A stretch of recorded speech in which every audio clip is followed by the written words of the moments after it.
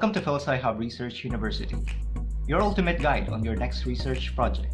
We will lay down the best practices in research ideation, literature review, experimental design, and data analysis to guide you as you carry out your research project. Learn from the PhilSci Hub team of research scientists and some invited subject matter experts. PhilSci Hub Research University will be your personal coach through every stage of your research project, from ideation to final assessment. And the best part, it's absolutely free. Visit us at philscihub.com and be part of this learning journey. Let's learn and succeed together here at PhilSci Hub Research University.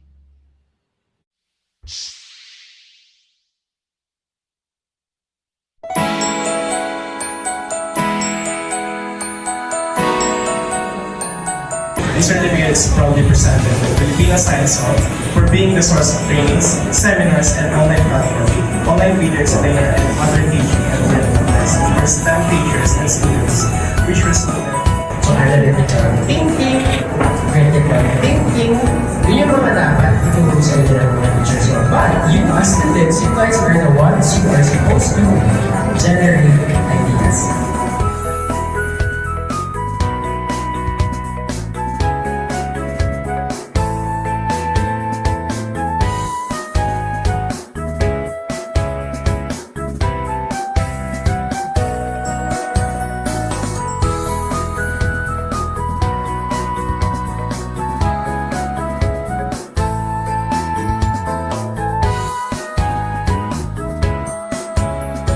Lahat po ng kung anong meron ang taytay senior high, ang DNA po niyan ay dito.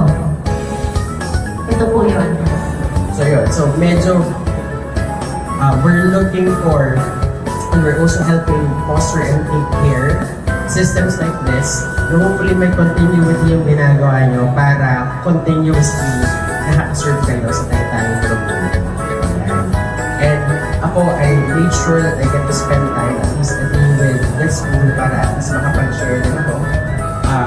A few practical insights on research, no? For today, ang focus natin is on ideation.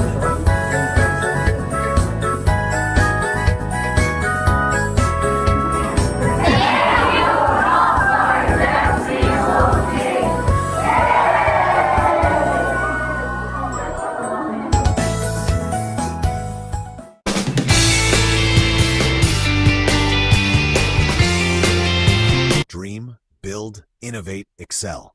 STEM ignites passion, drives progress, transforms futures magically. Innovation conquers challenges, uniting minds across global communities.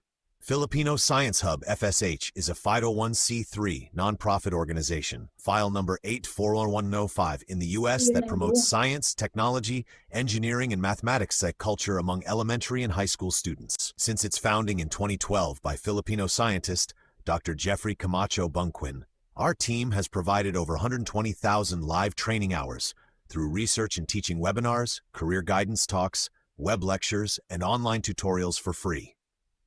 The FSH Global Leadership Team is comprised of volunteer Filipino scientists, seasoned STEM educators, and global business leaders. Currently, Filipino Science Hub has access to over 120,000 STEM educators and students globally. This reach continues to expand through the following major programs and partnerships. FSH Research University, a training platform on research fundamentals and for raising awareness about different STEM fields. FSH Ed, a program for teacher empowerment and development of free, high-quality instructional materials. Collaboration with major educational organizations, such as Foundation for Upgrading the Standard of Education, Philippine Young Water Professionals, System, the Knowledge Channel, Lopez Group Foundation, Ateneo de Manila University, Build a Lab Program, and the Foundation for the Upgrading of the Standard of Education, FUSE Inc. A few house rules for this session. 1. Keep audio and video off while speakers are talking. 2. It can ask questions by dropping them in the chat boxes. They can also ask questions live during the question and answer segment. 3. To be eligible for a certificate of attendance, follow Filipino Science Hub's social media platforms and fill out the attendance form at the session. Empower STEM, ignite change, join the Filipino Science Hub community.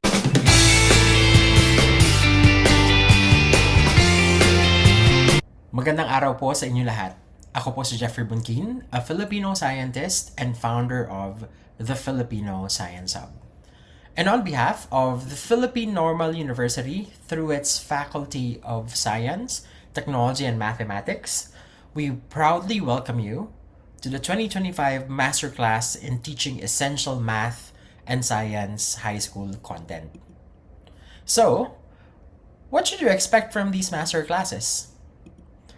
These masterclasses are designed to enhance the instructional capacity of STEM teachers in high school as well as pre-service teachers, specifically in delivering engaging and effective science and mathematics education. These masterclasses will focus on equipping teachers with innovative pedagogical strategies and a deep understanding of core concepts across different science and math areas. You can also expect that these master classes will emphasize practical, hands-on activities, real-world applications, and the integration of modern educational technologies.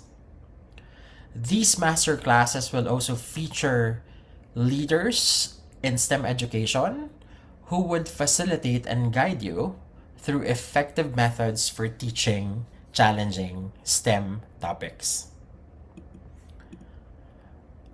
At the end of these master classes, we expect that all participants will have enhanced STEM content knowledge, will be more effective at STEM concept delivery, and will be able to build a collaborative community of practice. And there's going to be thousands of you, and we're happy to have you to be part of these master classes. Here are the topics for our science master classes. So there are 4 areas that we will cover in this series.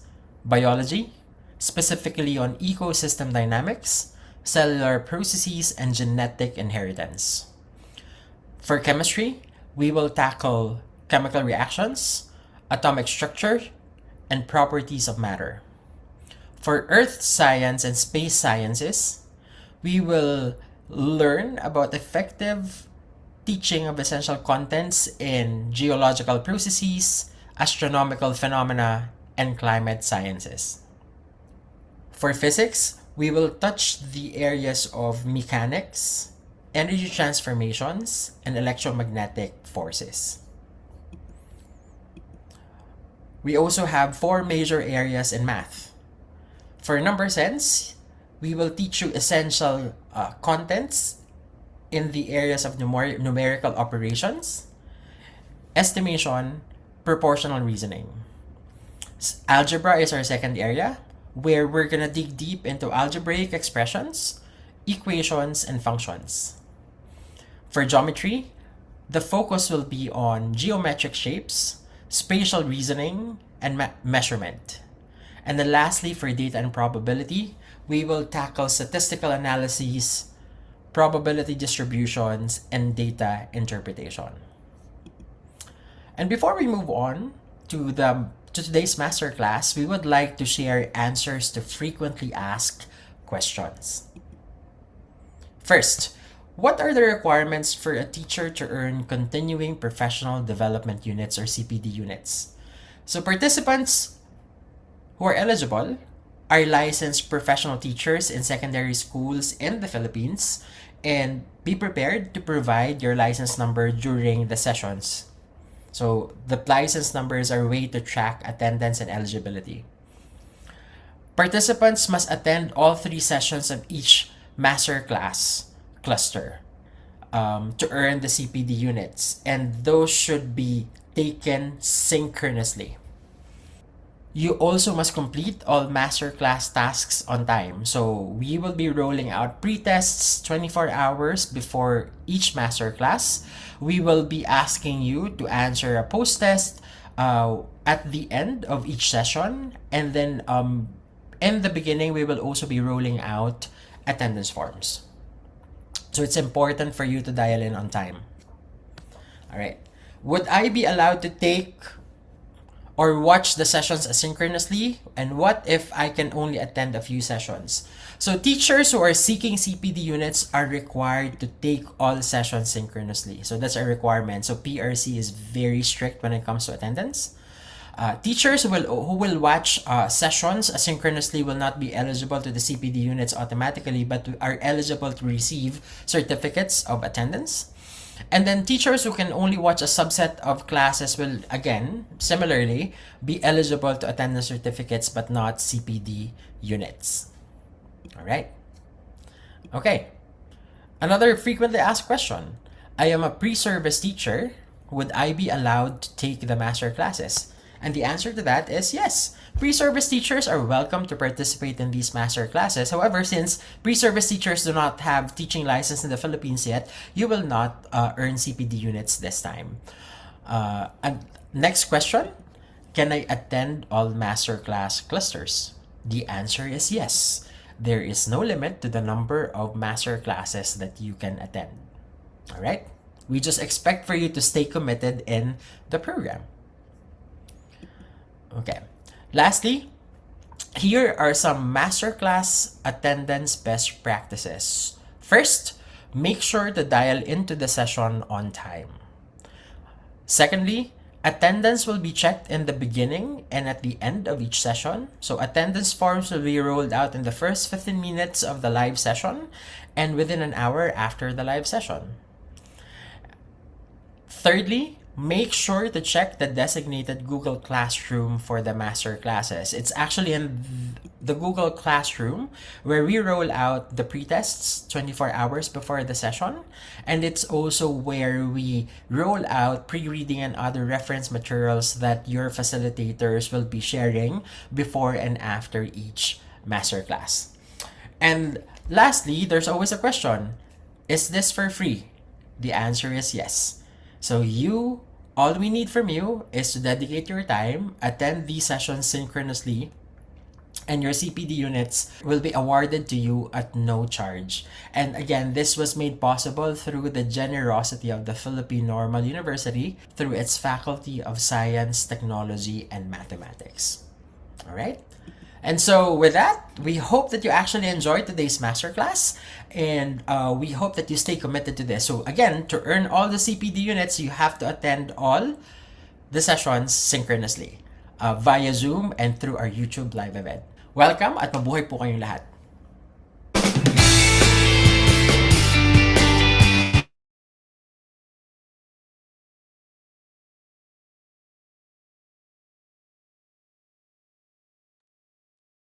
Okay, magandang umaga po sa inyong lahat dyan sa atin sa Pilipinas. Muli ako po si Jeffrey Bunkin, founder of the Filipino Science Hub. It is truly my honor to welcome you all again po. This time around, this is our third installment in our Number Sense Masterclass series. So, sa mga guro po natin na makaka-attend ng lahat ng tatlong sessions synchronously at kapag meron po kayong lisensya, you will be able to earn 5 CPD units pagkatapos po ng session na ito. Granted that you're actually able to submit all of your requirements. So, unang-una, yung pre-test and post-test po natin and then yung attendance form. So, yung attendance forms po natin and pre-test are still open for you to fill them out and submit them. Okay. All right. So, last couple of sessions po, we had Professor Macagne. So this time around, for our third session on and which will focus on polynomial power, unlocking the secrets of polynomials, we are actually graced by Professor Wilmer Marquez, who is currently a professor at Philippine Normal University. So si Kuya Wilmer po, pwede niyo siyang tawagin Kuya. He took up his Bachelor of Education degree from Philippine Normal University in Isabela. He took up his Master's in Education Specialization in Measurement and Evaluation at PNU. And he's been a perennial awardee of the PNU Faculty of Science, Technology, and Mathematics Outstanding Faculty Role Model for 3 consecutive years. And he has led various tutorials, upskilling, and review programs for teachers in the Philippines over the years. Okay, so with that, hindi na po natin pahabain. I am going to hand the floor over to our speaker and our facilitator for today, si Professor Wilmer Marquez. Hello, good morning to everybody. Alright. So, ayan na po. Ano po natin si uh, Okay, so permission to share, Sir Jeff. yes po.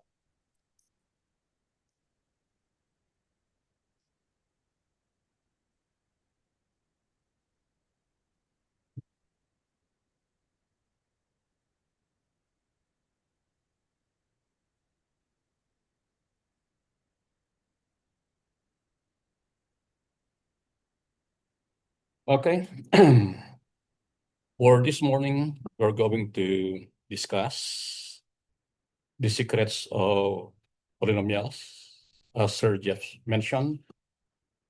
First thing that I felt the first time the topic was given to me was, are there really secrets of polynomials?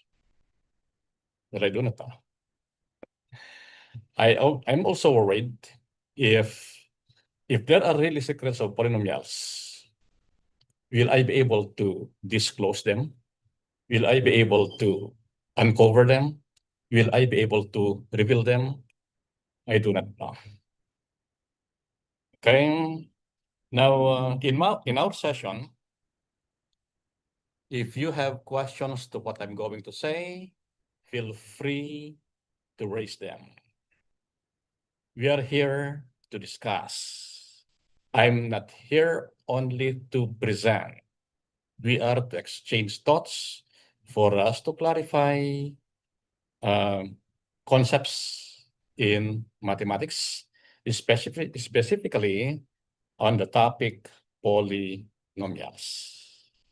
So, polynomial power, unlocking the secrets of polynomials. But before I continue with this topic, I would like to make some clarifications about some questions that you raised when Sir Macagne was delivering his lecture. Please have your sheet of paper and your ball pen with you, because I'm just going to dictate the expression. Okay. One topic that he presented was the properties of real numbers. And we have the first one as the uniqueness property. Now, when the set of real numbers, when the domain of numbers that you are using is the set of real numbers, we know that it is only the division operation that is not closed. So addition operation under the set of real numbers is closed. Subtraction also is closed. And then multiplication is also closed. But division is not closed under the set of real numbers because of 0. Now, if you will make the domain of numbers smaller, shall I say, the set of positive integers, is addition closed?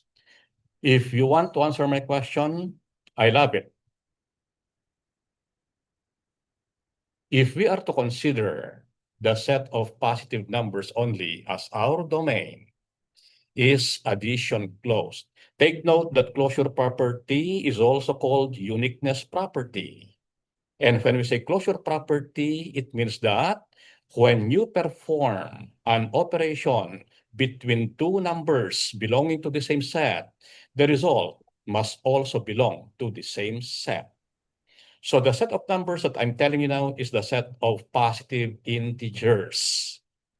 If you add two positive integers, do you also get a positive integer as the sum? Answer, please.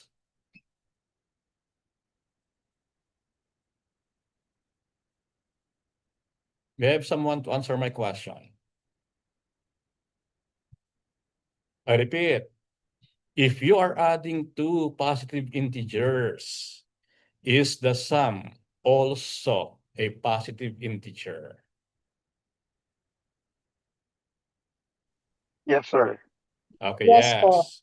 So Yes, po. addition is closed under the set Yes, sir. of positive integers. How about subtraction? Is subtraction closed under the set of negative integers? Sorry, under the set of positive integers? No, No sir. po. No. Depende po. Because if you are given with 5 minus 3, 5 and 3 there are positive integers, the result is positive 2. So in that case, as if subtraction is closed. But if you will interchange 5 and 3 to come up with 3 minus 5, the result is negative 2, which is not a positive integer. That's why subtraction is not closed under the set of positive integers. How about multiplication? Is multiplication closed? No, sir. Why? Give me a counter example. Because they have moved past the difficulty of getting to read A domain of natural numbers is closed The under domain. multiplication. Okay, the domain Close, sir. is the set of positive integers. Closed under Is multiplication. multiplication close? Yes, sir. Yes, po. Yes, sir. Yes. Okay. Yes. Now, how about division? No po. No. Because if you're given with 1 Because if divided by it's 9 2, divided by 3 possible, but 3 divided by 9, it yields fractions. okay, thank you. Okay. So in that case, we have two basic operations which are not closed.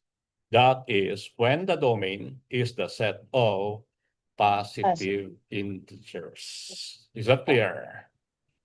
Yes, sir. So if you are teaching that concept or that property of real numbers, what you need to emphasize first is the domain. Okay? Because if you just talk about real numbers, the students may not be able to understand clearly what the word or what the property, closure property means. Okay? Okay, next one. One item presented by Sir Macagne before was, would you mind to write it in your paper? 10 divided by 5a. Have you written that on your paper? 10 divided by 5a. That expression is to be evaluated when a is equal to 2. Okay. If you will read, reading here is important.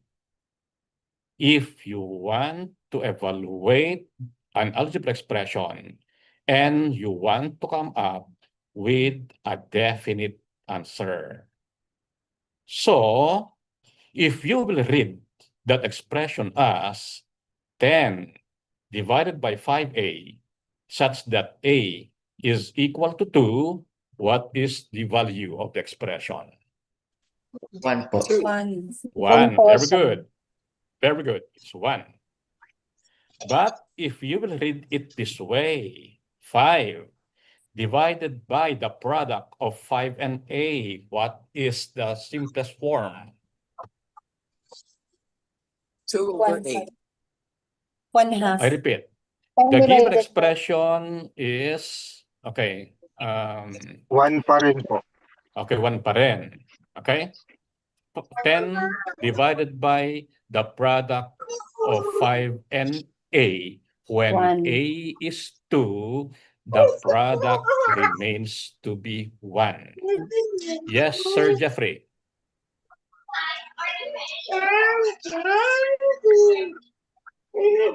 Somebody raise his hand. Sir Jeffrey, I saw you. Okay, how about this? If I will read that text, okay na ba? Okay. Suppose I will read the expression as 10 divided by 10 divided by 2 times A. 10 divided by 2 times A. If I read it that way, what's the value of the expression when A is 5? Oh, is 10? 25. 25. It's 25. Okay? 10 divided by 2 times A. The value of the expression becomes 25. Which means that you need to divide first 10 by 2. That gives you 5.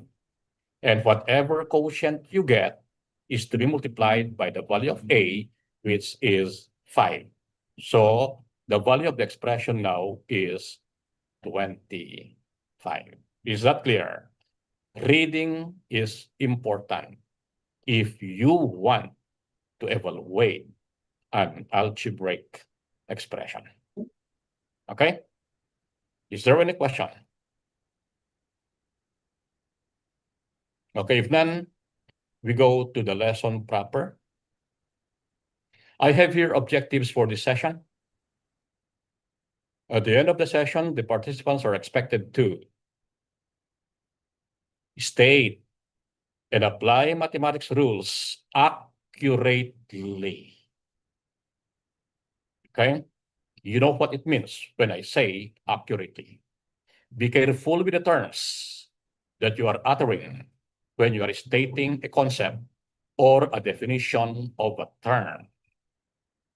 Second, translate English phrase into algebraic expression and vice versa. So you may be given with an English phrase, and if that phrase represents a quantity, it means that it can be translated mathematically or algebraically. Similarly, if you're given with an algebraic expression, you must be able to read that properly so that if you have somebody who cannot see what you are writing on the board, and that person depends only from what he hears from you, he can still get the correct concept. Number 3, recognize and correct math misconceptions. This is one of the major problems that we have in the teaching of mathematics. Starting from elementary level up to the college level, some teachers do not know how to recognize that what they are saying is wrong or right. Some say, sir, it's found in the textbook. That's why we just follow. That is an undesirable attitude in the part of the teachers. Even you have a reference, please understand first the content of the textbook before you share it to your students. There's nothing wrong for you to say to your students if you do it this way. Okay, class, the statement in the textbook found on this page is somewhat incorrect. Now, if you say that to your students, you need to show an example showing that that statement is really wrong or it's just partially correct. And if it is already a wrong concept, even it's found in textbook, please correct that immediately. Define algebraic terms properly. This is very important. In mathematics, we depend from the definitions of terms. And it's very important that before you discuss any topic to your students, you must do unlocking of difficulties. That is, you define mathematical terms that you will utter in your presentations. If you don't define those terms, the students cannot fully understand what you are to present. Then finally, share the lessons learned to a colleague or to students with appropriate strategy. Now, you cannot think or no one can think of an appropriate strategy in teaching a particular math lesson if you don't have a mastery on your topic. If you have mastered your topic, definitely you know how to present it. You will know where to start, you will know how to go about it, and you will know where to exit. But if you have limited understanding about your lesson, sorry. Okay? Even you are attending many seminars about pedagogies, about strategies. If you have limited understanding about your lessons in math, you can still determine an appropriate strategy.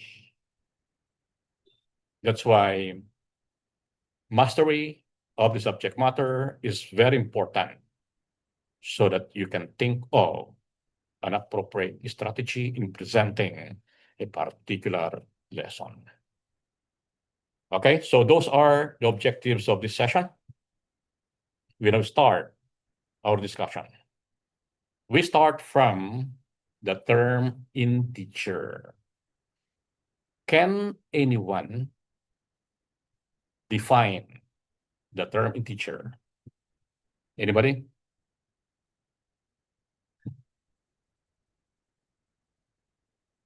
When do we say that a number is an integer? Most of you here are math majors. And as a math major, you should have already in mind what an integer is. Okay, may I have that? Set of numbers. Yes, Francis? Zero and its opposite of natural numbers. You are enumerating examples of integers. I said define integer. Anybody? It's the set of it's the set of 0 and all signed whole numbers. Still, you are enumerating examples of integers.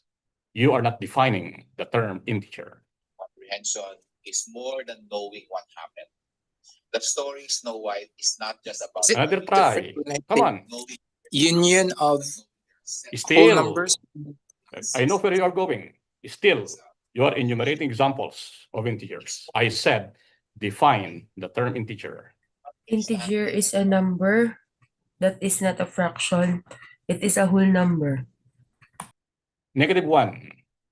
Is -1 an integer? Yes po. Is Yes, negative po. 1 a whole number? No. No. No. There's a counterexample. That only shows that what you Um, say, that what you know is wrong. Bennett? Oh, Sir. si Bennett. Oh, Bennett. Bennett. Numbers po, the absolute value of which is a whole number. Okay, that's it. A number is said to be an integer if the absolute value is a whole number. Who can give me a counterexample? If somebody can give a counterexample to what Bennett said, then what Bennett said is wrong. Anybody? Zero, sir. What is it? Opo. Is there a counterexample? Zero. I think zero. Sa counterexample. Okay, let's see. When we say absolute value, we mean the distance of a number from zero. Okay? How far is zero from itself? 0 unit. Okay, 0 unit. Okay? When I ask the question, how far is zero from itself? I ask what the absolute value of zero is. Agree? Yes. Yes. Yes. And the absolute value of zero is zero. The question is zero a whole number? No po. Yes po. Come on. Yes po. You must know that zero is the lowest whole number. Zero is a whole number. Zero is the lowest whole number. You must know that. Yes. Now, can you give me a counterexample to what Bennett said? And then we talk about reading, understanding reading. Okay, let's say this. We talk about levels of comprehension. How far is negative 8 from 0? 8 units. 8 units. Is 8 a whole number? Yes. Yes. Can we now say that negative 8 is an integer? Yes. Yes. How about Yes. absolute value of the square root of 16? Positive, negative Yes. 4. Positive 4.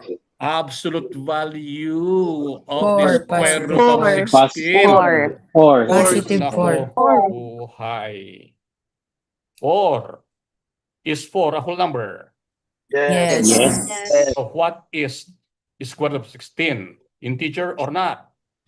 Integer. Integer. How far is 5 from 0? 5. 5 units. Is 5 a whole number?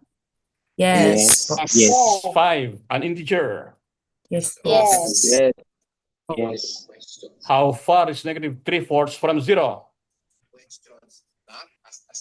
Positive 3/4. 3/4. Is 3/4 a whole number? No. Is negative 3/4 then an integer?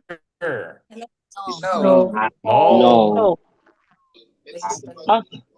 How far is 0 from itself? Zero. 0. 0. Is 0 a whole number? Yes. So 0 is an integer. Agree or disagree? Agree. How far is 12/4 from 0? 3. Is 3 a whole number? Yes. Therefore, 12/4 is treated as an integer. Any question? Any question? Kwento, that's no one. Pagkatapos, None po, sir. Okay. Copy the definition if you want. Pang title niya, Snow White and the Seven Dwarfs. A number is an integer even only if the absolute value is a whole number. That should be the way how to define the term integer. Kung anong binasa mo at Okay, next. siya yung produkto ng comprehension.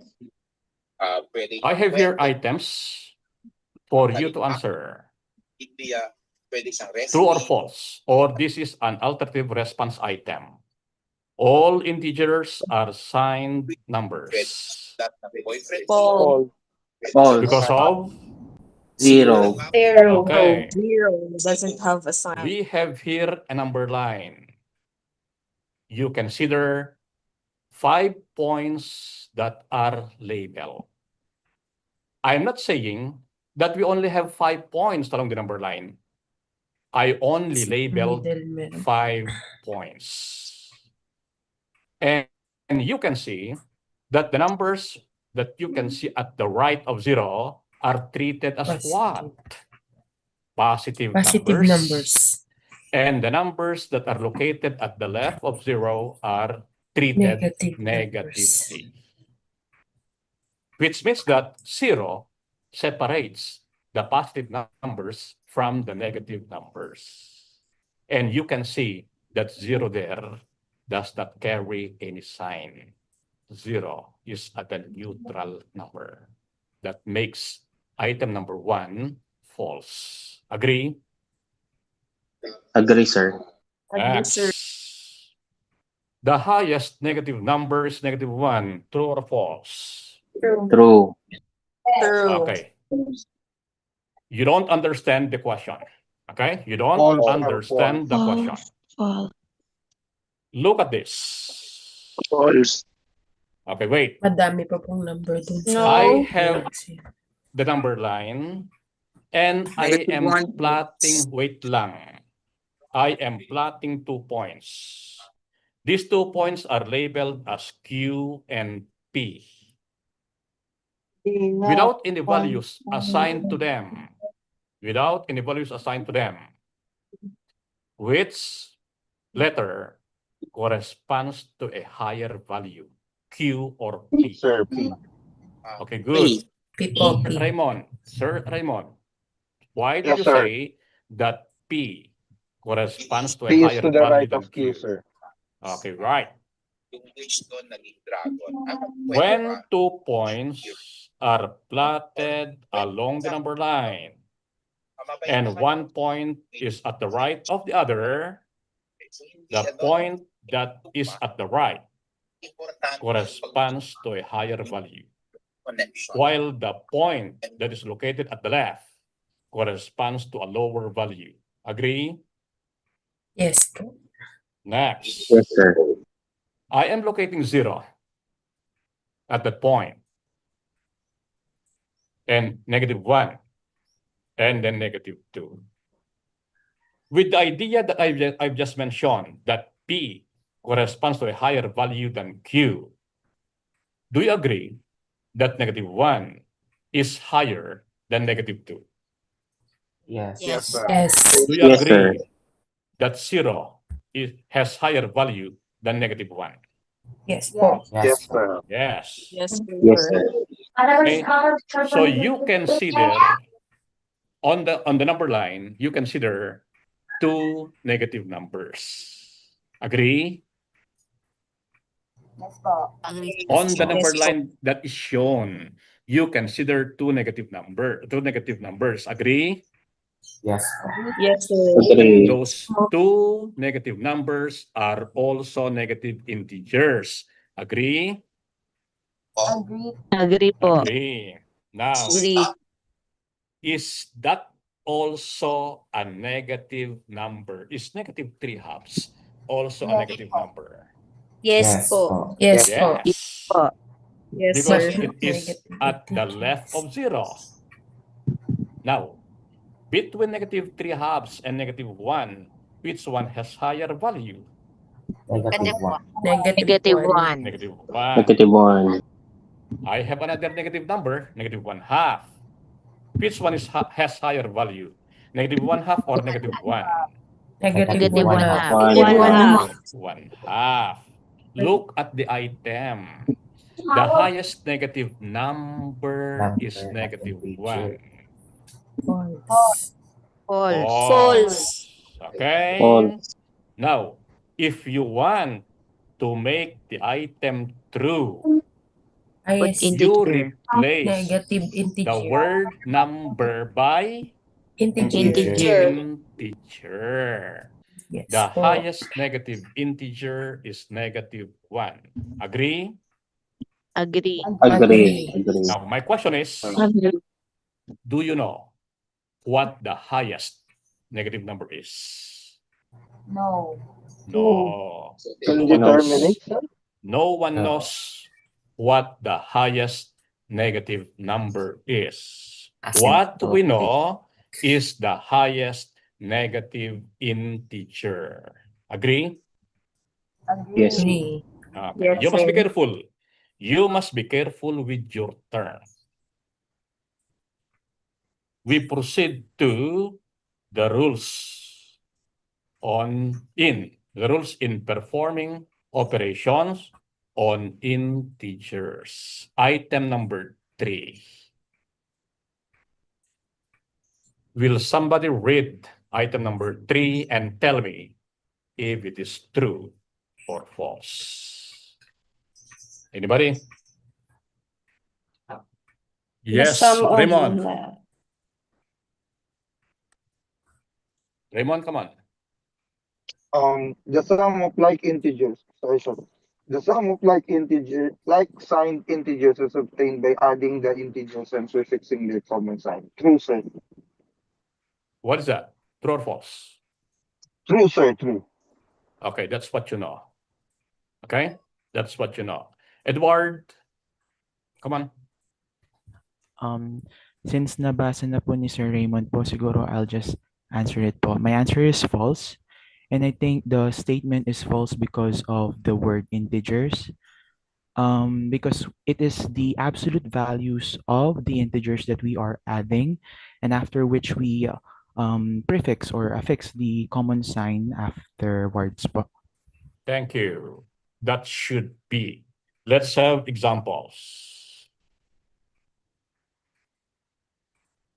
Okay. I want to add +8 and then +5. Are these two integers like signed? Yes. Yes. We will follow the statement.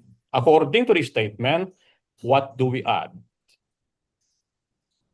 The integers. The integers. And we know that +8 and +5 are both integers. What is their sum? Is it +13? Yes po.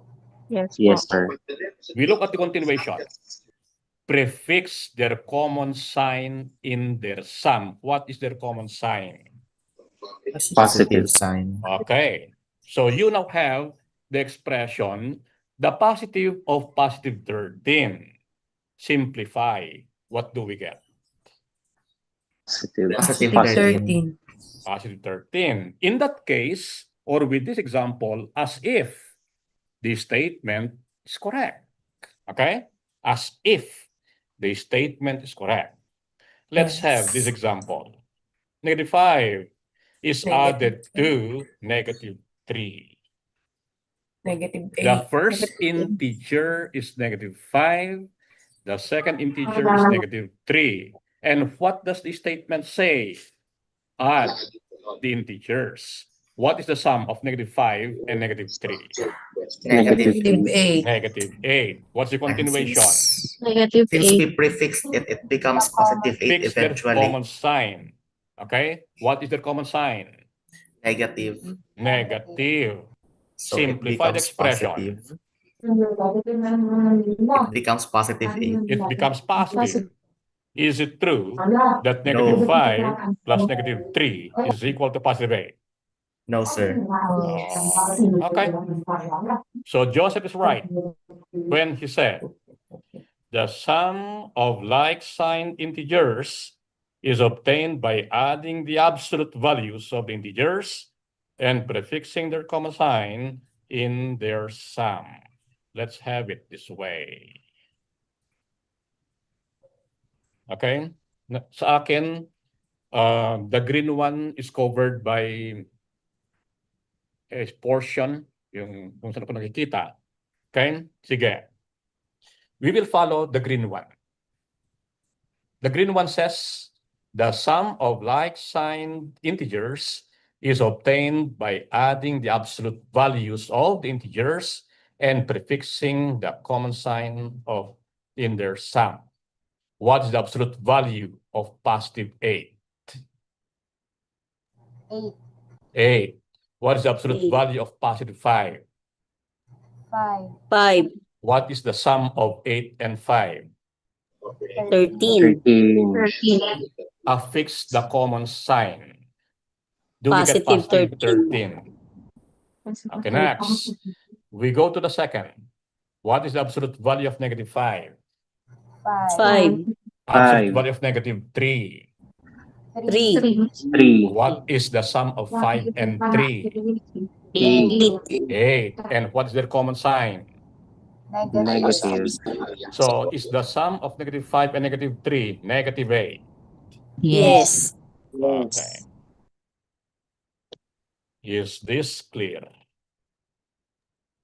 Yes, sir. Yes po. Next.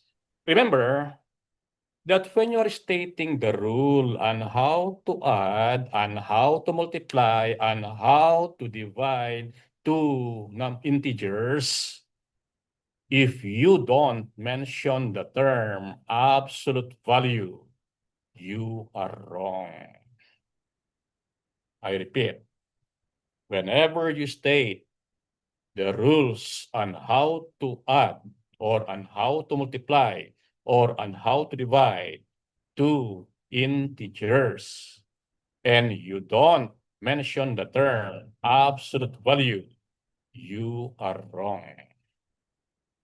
Let's go to number 4. Volunteer?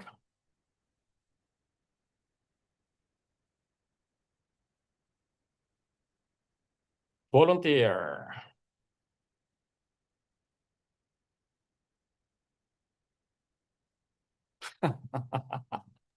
In adding unlike signs. Okay. May we have Jessel? False, sir. Jessel. In adding unlike signed integers, subtract the integers and copy the sign of the higher integer.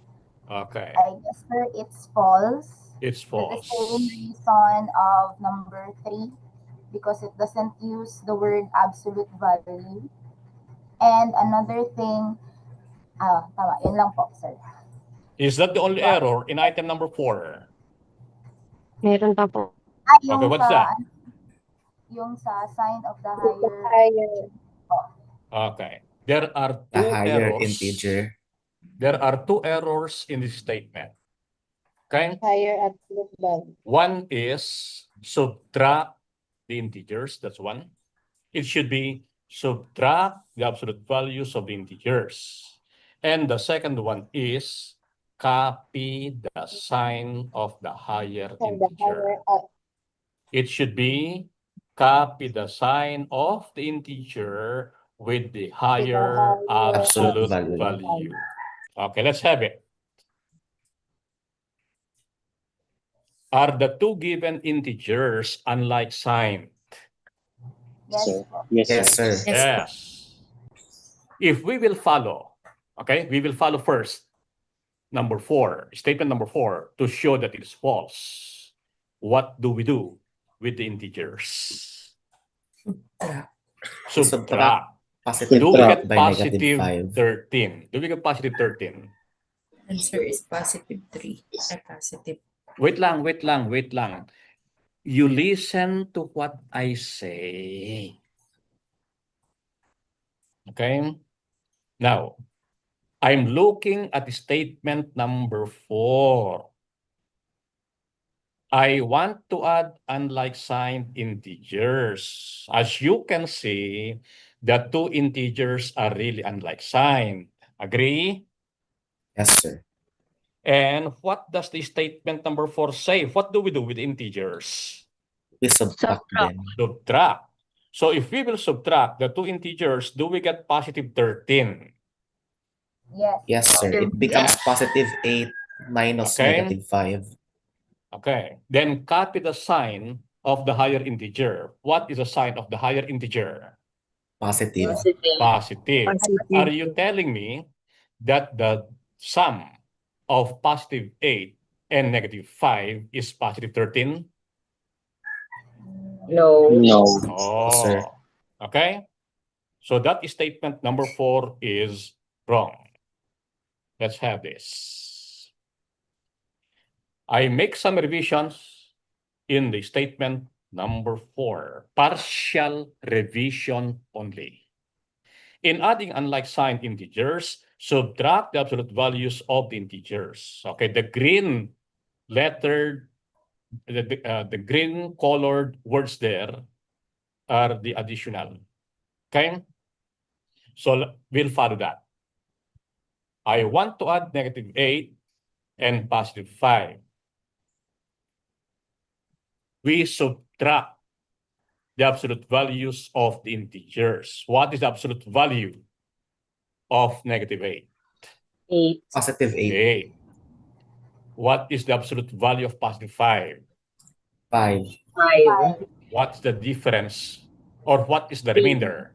What is the 3. remainder between 8 and 5? 3, sir. 3. Okay? 3. Then we copy the sign of the higher integer. What is the sign of the higher integer? Positive Negative. is the higher What integer. is the Sir. sign of the Positive, higher sir. Positive. integer? Positive, sir. Positive. So, we get the result. Define higher. Ayan.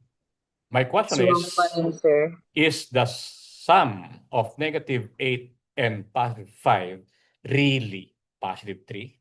Negative No, 3, sir. sir. Okay, it's still wrong. Okay? To mean, statement number 4 is just partially revised. Let's have now the revised item number 4. In adding unlike signed integers, subtract the absolute values of the integers and copy the sign of the integer with higher absolute value. Let's go back to the two integers, -8 and +5. Absolute value of -8 is 8. Absolute value of +5 is 5. What is 8 minus 5? 3. 3. Which integer has higher value? Higher absolute value is -8, Wait sir. lang. Wait lang. Don't change my question. My question is, which integer has higher value? 5. Positive. 5. Positive 5. Okay, 5. But it's not the one that has the higher value that we are going to consider. Which one has a higher absolute value? 8. -8. This one has higher It is absolute value? negative. -8. So, we copy the sign of -8 because -8 has higher absolute value than the absolute value of 5. Agree? Agree? Yes. Simplify. What is the negative of +3?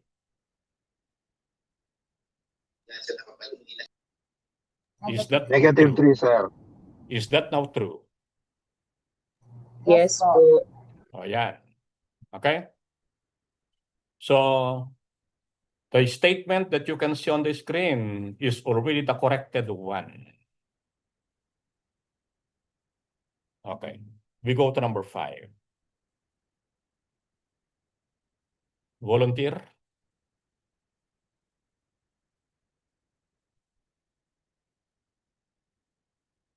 Volunteer.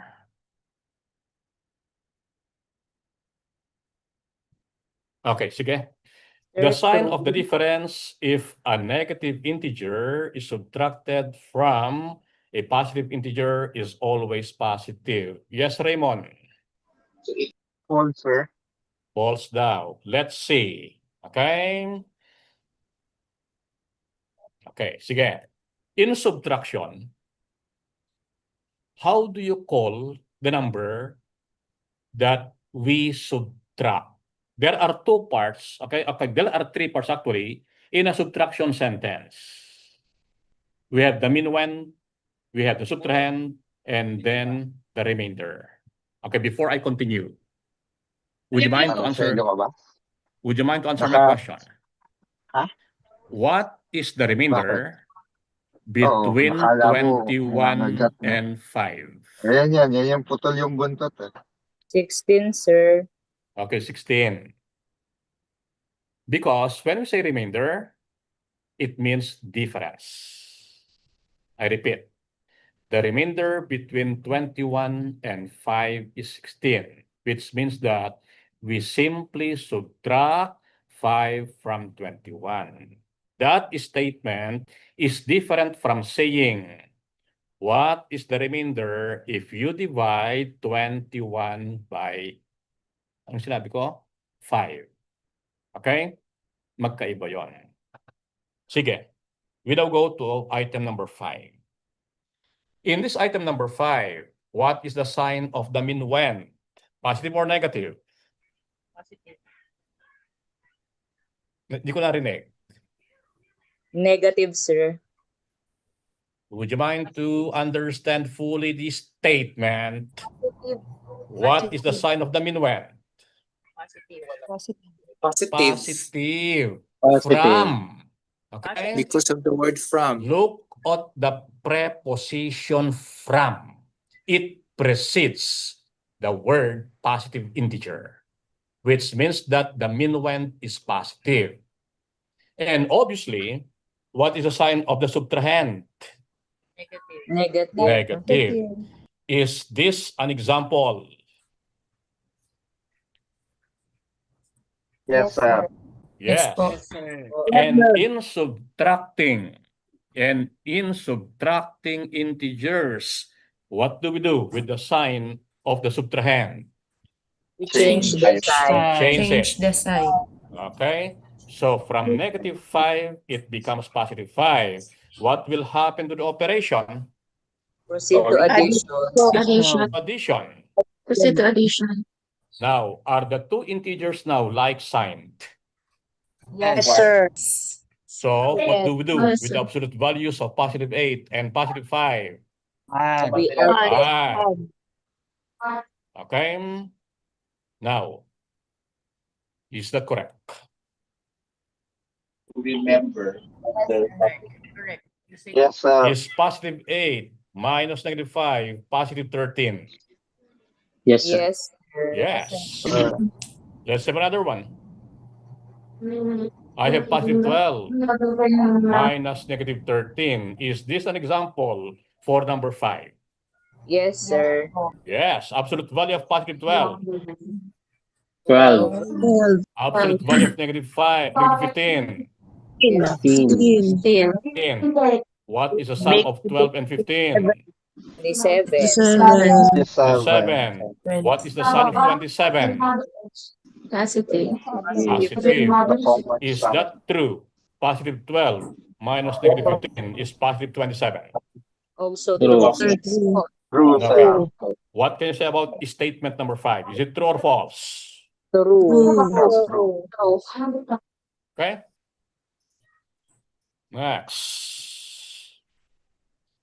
This is the idea that summarizes item number 5. To subtract two unlike signed integers is simply to add the absolute values of the integers and copy the sign of the minuend. I repeat, when you are subtracting two unlike signed integers, you simply add the absolute values of the integers and copy the sign of the minuend. Let's have it. I want to subtract negative 15 from positive 12. Are the two given integers unlike signed? Yes, sir. Yes, sir. What is the absolute value of 12? 12. What is the absolute value of negative 15? 15. Positive 15. What is the sum of 12 and 15? 27. 27. And what is the sign of the minuend? Positive. Positive. Positive. Is that true? Yes. Yes. Let's have another example. I have negative 20 minus positive 18. I am illustrating item number 6. Okay? I am not going back to number 5. I am now illustrating number 6. Are the two integers being subtracted unlike signed? Yes. Yes. Yes, sir. What is the absolute value of negative 20? 20. What is the absolute value of 18? 18. What is the sum of 20 and 18? Positive 38. 38. Okay, it's 38. What is the sign of the minuend? Negative.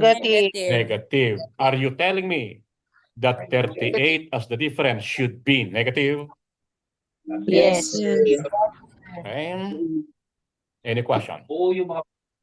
None, sir. None, sir. Next. None. When you are teaching, would you mind to improve your art of questioning? That is one problem why students cannot understand what you are telling them. It is because you are asking disorganized questions. You need to organize your questions. And you listen to their answers. And you should know when to say right or wrong.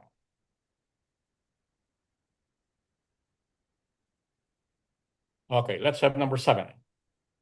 The sign of the sum of like-signed integers is always positive.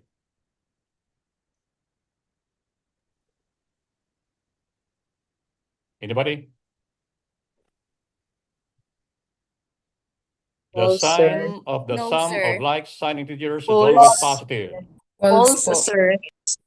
Okay, let's have this example. Are positive 20 and positive 18 like-signed? Yes, sir. Is the sign of the sum positive? Yes, sir. Yes. Yes, sir. I have negative 16 and negative 18, and I want to add them. Are negative 16 and negative 18 like-signed? Yes, sir. Yes, sir. Is their sum negative 34? Yes, sir. Yes. Yes, sir. This second example is a contradiction to statement number 7. That's why number 7 is false. Agree? Agree. Agree, sir. Agree. Number 8. The sum of all integers from negative 6 to positive 4 is negative 2. True or false? All, sir. False. Okay. What should be the answer? Negative 1. Oh, Negative 6? oh. No, negative 11. Negative Sorry. 11. Negative 11. Look at this. That's how you interpret this statement. It's equivalent to saying negative 6 plus positive 4, and you get negative 2, which is wrong. Okay? That's not the interpretation to item number 18, number 8. Look at this. You have the phrase from negative 6 to positive 4. So what is the first addend? Negative 6. Negative 6. What is the last addend? Positive 4. Positive 4. But do we only have 2 addends? No. No, because of the phrase or the word all. Okay? So, 11. we consider all integers from negative 6, which means that negative 5 is also included, negative 4, negative 3, up to positive 4. So we don't have 2 addends only. We have more than 2 addends. Okay. 11 po. Look. Is negative 6 one of the others? Yes, sir. Yes, sir. Is the opposite of negative 6 one of the others? No. No. Oh. No. Is negative 5 included as one of the others? No, Yes. sir. Yes, sir. Is the opposite of negative 5 included as one of the others? No, No, sir. Oh. Is negative 4 included as one of the others? Yes, Yes. positive How about 4. opposite? 4 included? Yes, sir. Yes, sir. Yes. And we know that the sum The of opposite. any two opposite numbers Opposite is equations. always the Zero. additive identity element. Agree? Yes, Yes sir. po. Agree. Yes, sir. What is the additive identity element? Zero. Zero. Zero. Next. Is negative 3 one of the others? Yes, Yes, sir. sir. Yes, sir. Is its opposite included? Yes, Yes. sir. What is the sum of negative 3 and its opposite? Zero. Is negative 2 included? Yes, sir. Is positive 2 included? Yes Yes, po. Sum. Zero. Is negative 1 included? Yes, sir. Yes, sir. Yes, sir. Is opposite positive 1 included? Yes, Yes, sir. sir. What is their sum? Zero. Zero. Among the integers from negative 6 to positive 4, which of those integers whose opposites are not included as others? Negative 6 and Negative negative 6 6. and Negative negative 6 and negative 5. And what is the sum of negative 6 and negative 5? Negative 11. Negative 11. You Negative need 11. to be analytical when you are given with an item so that you can give the correct answer. Ayan. And you get the result. Negative 11. Is this clear? Yes, sir. Yes, sir. Okay. We go to number 9.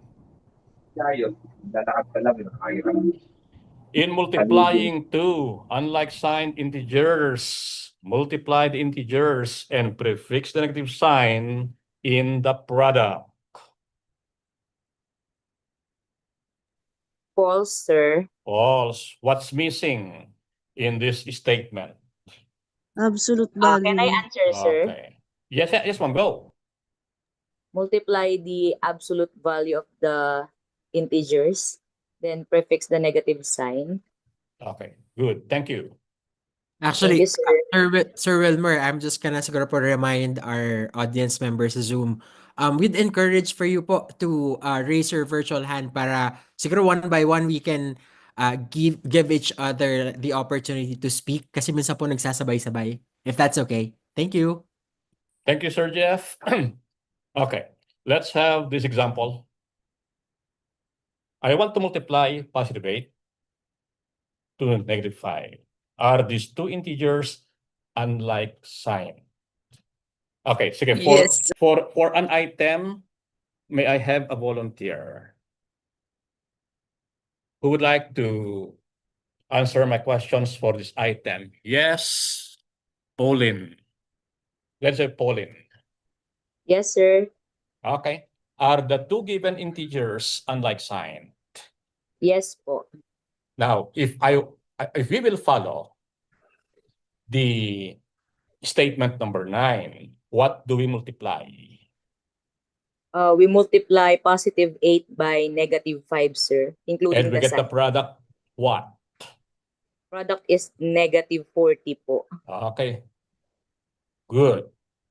But we don't stop there. We have a continuation of the statement. Prefix the negative sign. I will do it. Ma'am Pauline, if you were to simplify the negative of negative 40, what do we get? Will become positive 40, sir. Now, do you agree that the product of positive 8 and negative 5 is positive 40? No, sir. Okay. That shows that the statement number 9 is really wrong. Okay? Admin Yes, is sir. raising its hand. Sino itong admin dito? Nagre-raise ng kamay. Do you have something to say? Yung admin dito, naka-raise ang kamay. Ibinaba niya na po. Okay, thank you. Okay, let's this is now the correction of item number 9. Do you agree now on this statement? Okay, tignan natin. Tignan natin.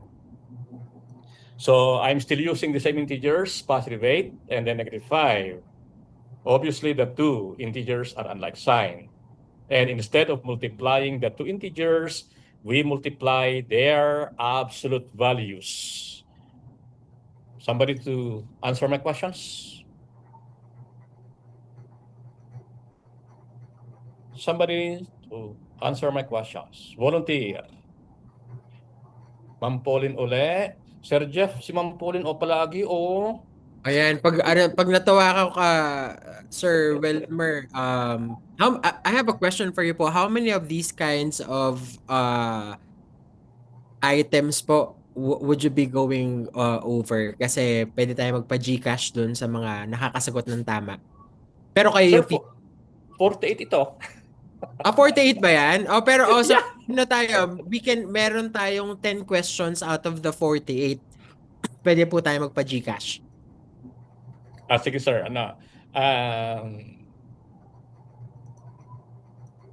okay lang ba that I'll be the one to identify those items that will be answered with Gcash price? Yes. Okay, sige. Okay. Sige, may we have Cristo Ray? Cristo Ray. Yes po. Okay, sige. Okay. What is the absolute value of positive 8? 8. What is the absolute value of negative 5? 5. What is the product of 8 and 5? 40. And what do we do next? Yeah, based on the statement, we need to add the negative sign or prefix the negative sign in the product, which is 40. Okay, sige. Are you telling me that the product of positive 8 and negative 5, negative 40? Yes. Okay, that should be. Okay. Next, we go to item number 10. Okay. Pare, Sir Wilmer, siya ba yung bibigyan natin ng Gcash o hindi pa yon? Sir, wala pa. Okay, all right. Just confirming. Let me know po. Yeah. Okay. Volunteer for this item number 10. Angelo? Yes po. Angelo. Good morning po. Good morning. What's your answer to this item? Nakapagtawag, if I have already called somebody to answer my questions, please bring down your hand now. Wait for your turn. Okay? Angelo, what is your answer to this item? False. False. Okay. Good. Would you mind to give me a counter example for this? Example, negative 3 times negative 4. Okay, so what's the sign of the product if you multiply negative 3 and negative 4? That's positive 12. Positive 12. And the statement is still correct.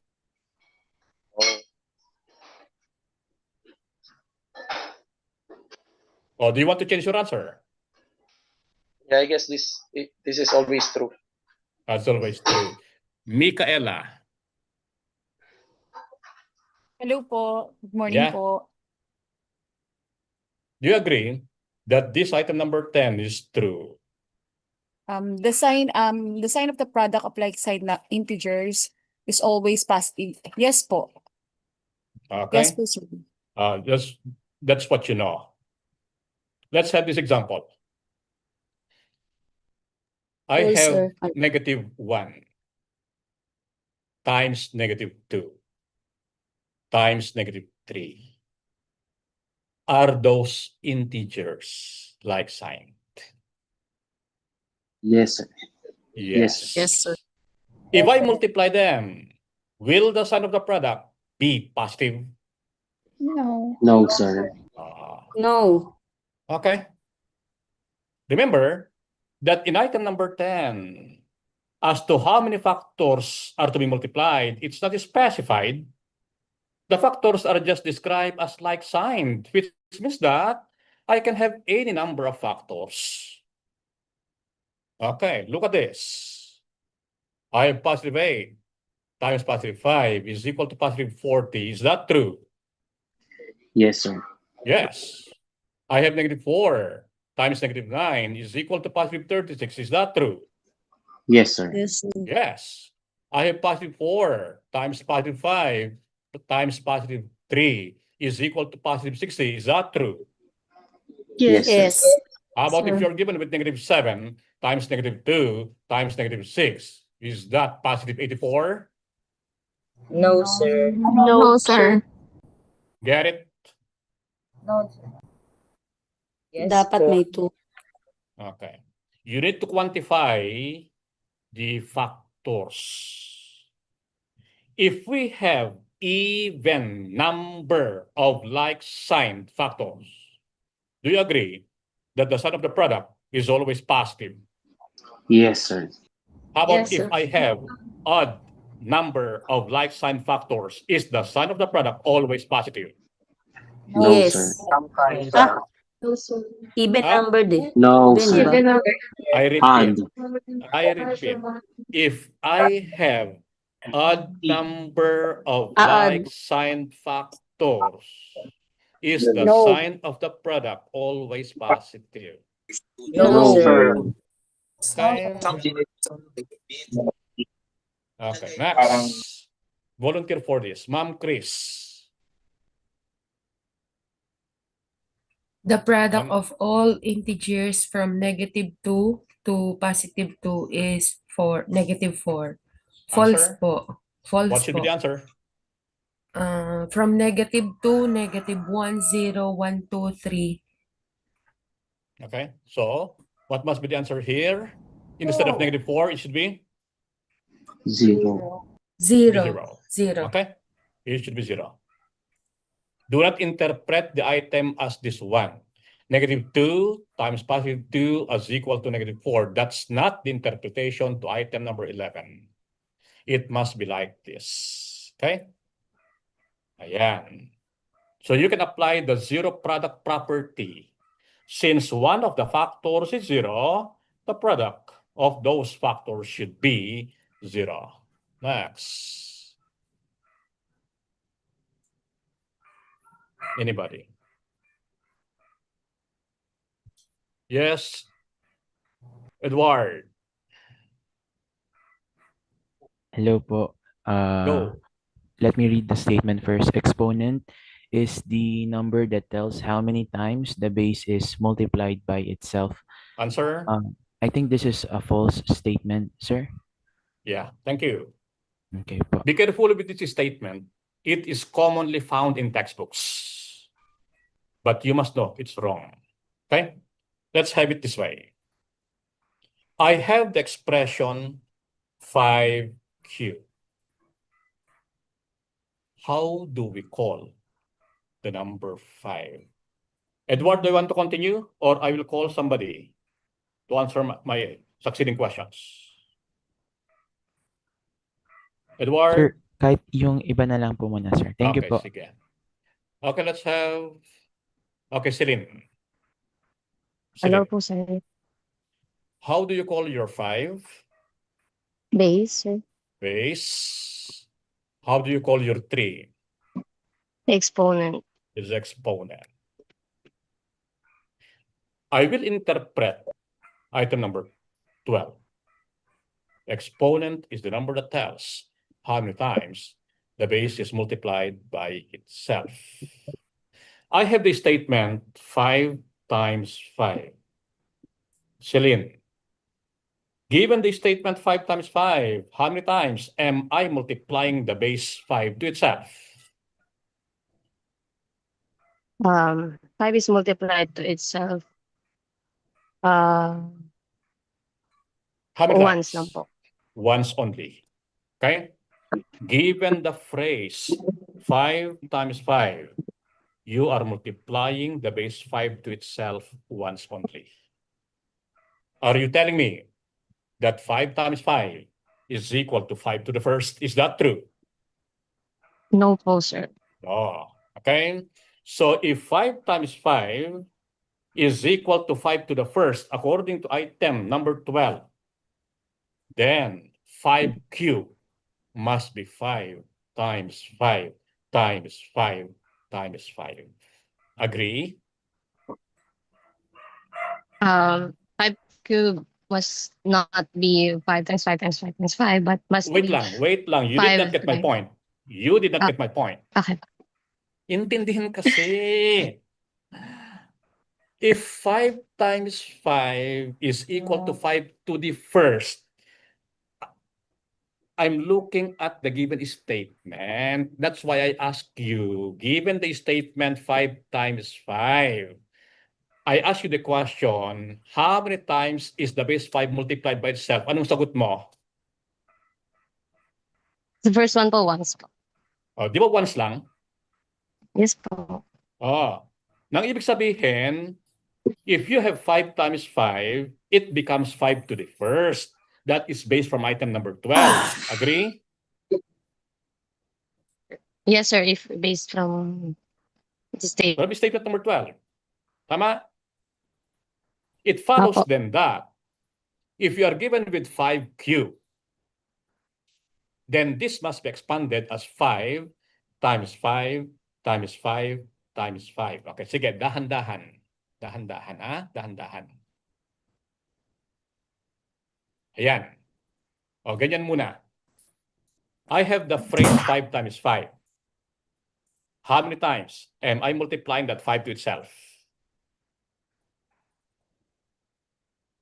Dito. For the first one. Dito 5 times 5 muna.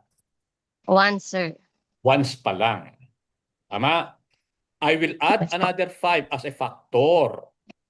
So I now have the phrase 5 times 5 times 5. How many times am I now multiplying that base to itself?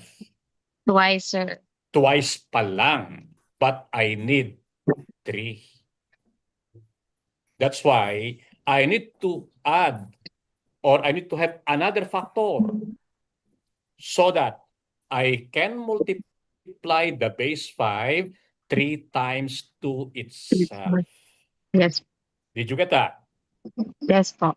Now, the question That is true. is this now true? False. Based on the False. statement, sir. Okay, it is correct based on the statement. Yes po. Yes, but Yes, theoretically speaking, this is is false 5 cubed statement. equal to 5 times 5 times 5 times 5? False. Wrong po. No, sir. Okay. False. Any question? Ma'am Gueta, do you have any question? Wala po sir, di lang naibaba po. Sorry Okay, po. thank you. How about the others? Do you have any question? Sir, may question po. Yeah, go. Paano po sir yung mga exponent na hindi positive integers? Sir, look at the statement. How many times? If you are asking that question, or if you are using the phrase, how many times, okay? If you are using that phrase as a part of your question, what is the required answer? Can it be negative?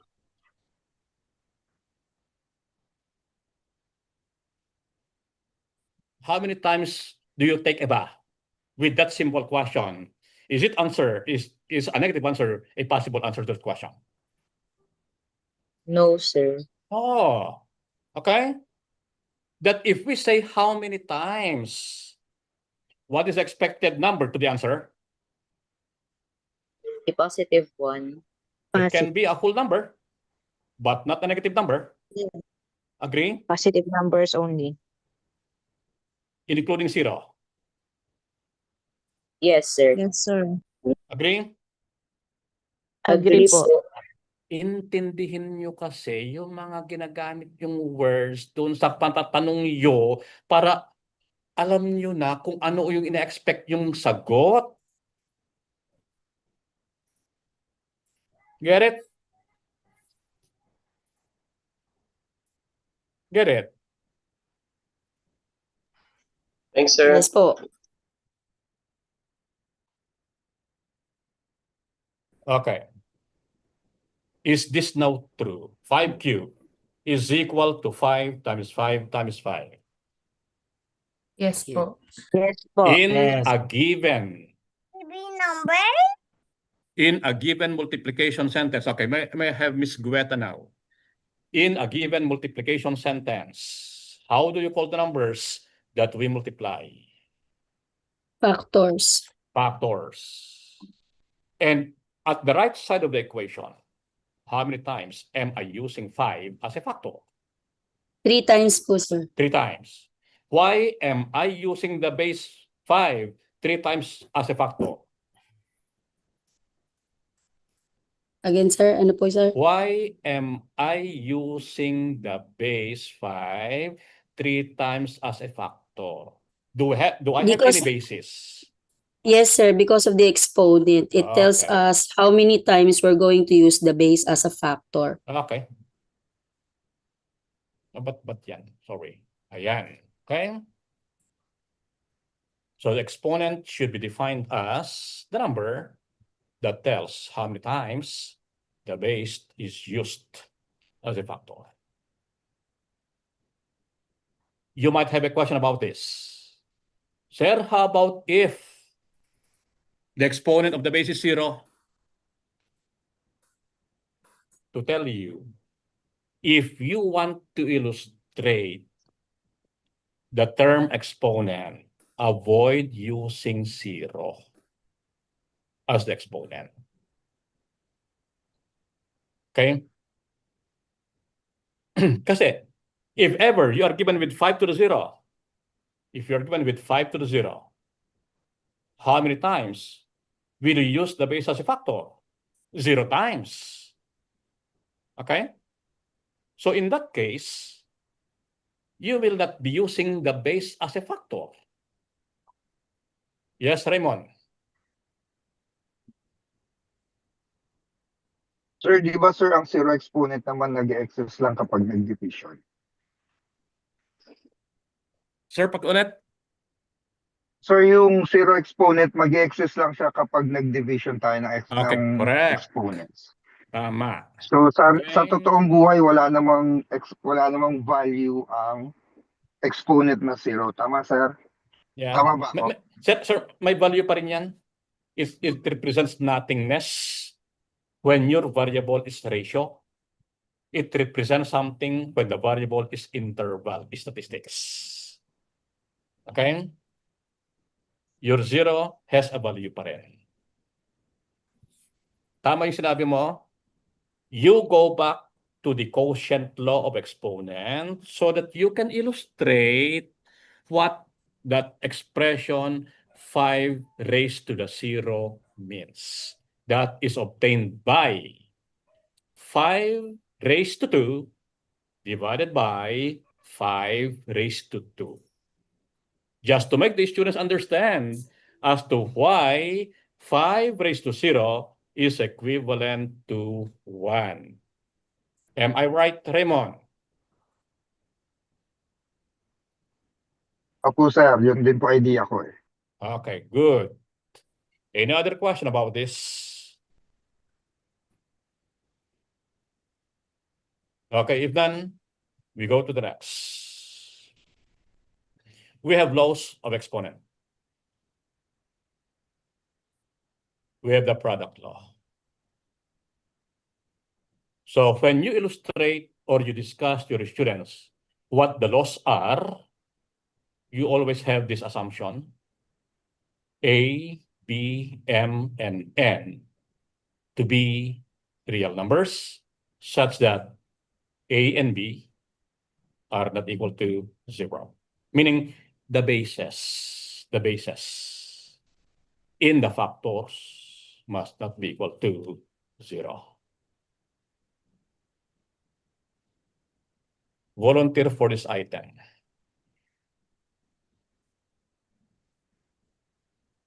Yes, Ma'am Pauline. Read Yes, first the sir. item. Using the product law of exponent, the product of a raised to the power of m and a raised to the power of n is obtained by adding the exponents of a. Suggestion lang, Ma'am Pauline. Minimize your words when you are reading an algebra expression. Noted, Just sir. read that one as a to the m or a raised to m, then a raised to n. Because the whole expression itself, a to the n, is already the power. Okay? Just read that one as a to the n, or a raised to n, or a to the m, or a raised to m. Because a to the m is already a power. Okay. What is your answer to this item?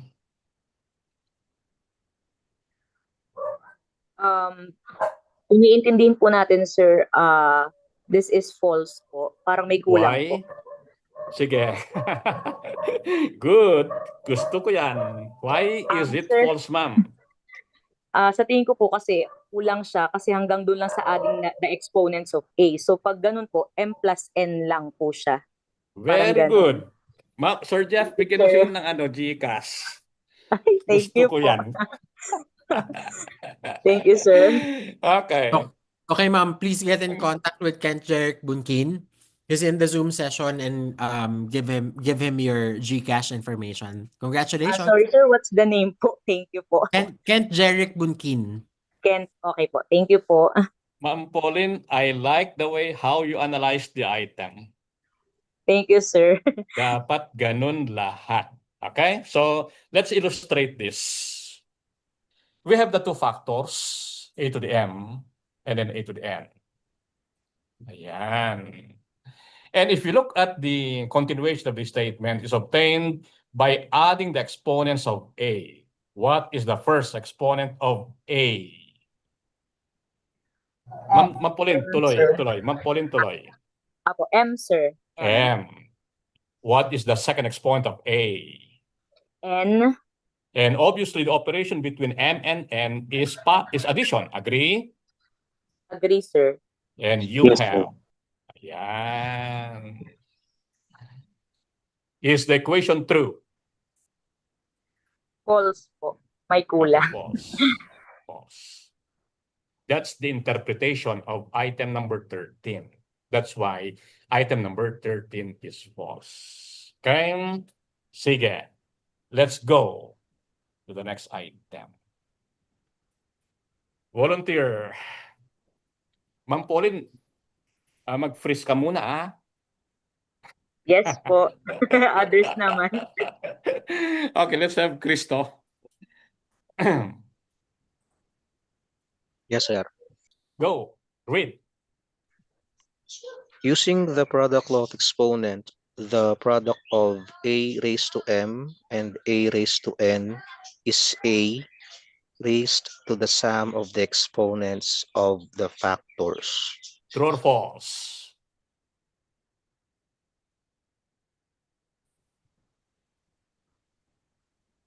True. Sir Cristo. True.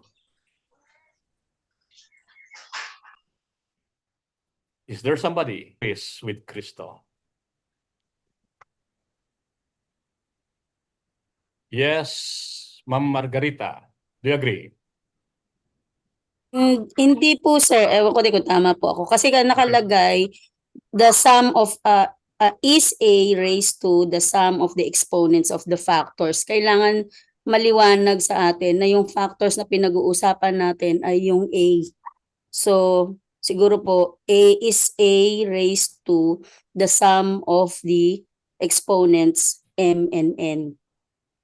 Okay. Now, we will follow this statement. If we are to follow this statement, what is the product?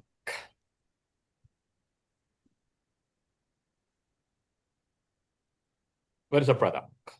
If you are to follow this statement, Ma'am Gueta. Troy. Yes, sir. Is raised bali a raised to m times a raised to n equals a raised to yung exponent ng factors. Kasi sir, Sige yung nga. ano ko lang sa factors lang. Halimbawa sir, magbigay ako ng ibang halimbawa pag nagkaroon ng ibang kasama na Ma'am. Yes po. Through the expressions given in the statement, you can give a specific product based from that statement. You don't need to assume other quantities. Give me the product of a to the m and a to the n following the statement number 14. What is Okay it? po. Bali po, a raised to m times a raised to n equals a raised to yung sum ng exponents ng factors, which is m plus n. Raised to the sum of m and n. Raised to the sum, yung m plus n. So, are you telling me that the product now is a raised to the sum of m and n? Very nice.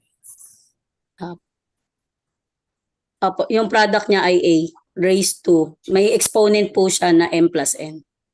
Kaya nga ma'am. A raised to m times a raised to n is equal to a raised to the sum of m and n. Is a. Opo. Is that the answer based from the statement?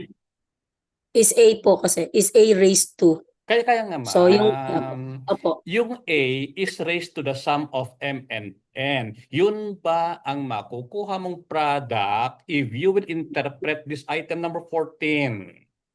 Opo. Okay. Si Mr. Kupang kanina, nag-raise ng kamay. Mr. Kupang, sure. Yes po. Ma'am po.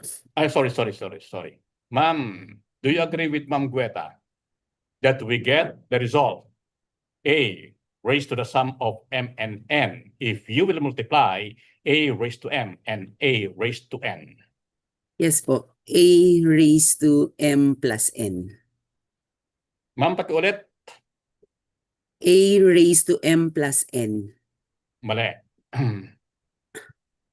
Because if you will say a raised to m plus n, your plus n there becomes the second term in the product. Your positive n or your plus n will not be a part of the exponent. There's something wrong. Sir, ulitin ko po. A raised to m plus a raised to n. Ma'am, pakiulit. No. Ulit. Sir, ulit. A raised to m quantity m plus n. Just simply say it this way. A raised to the sum of blah, blah, blah. Tapos ang kaso. Opo. Okay? Opo. Remember one of the objectives that I stated earlier. Be careful with how you read this statement. Okay, Jeffrey, you have something to say?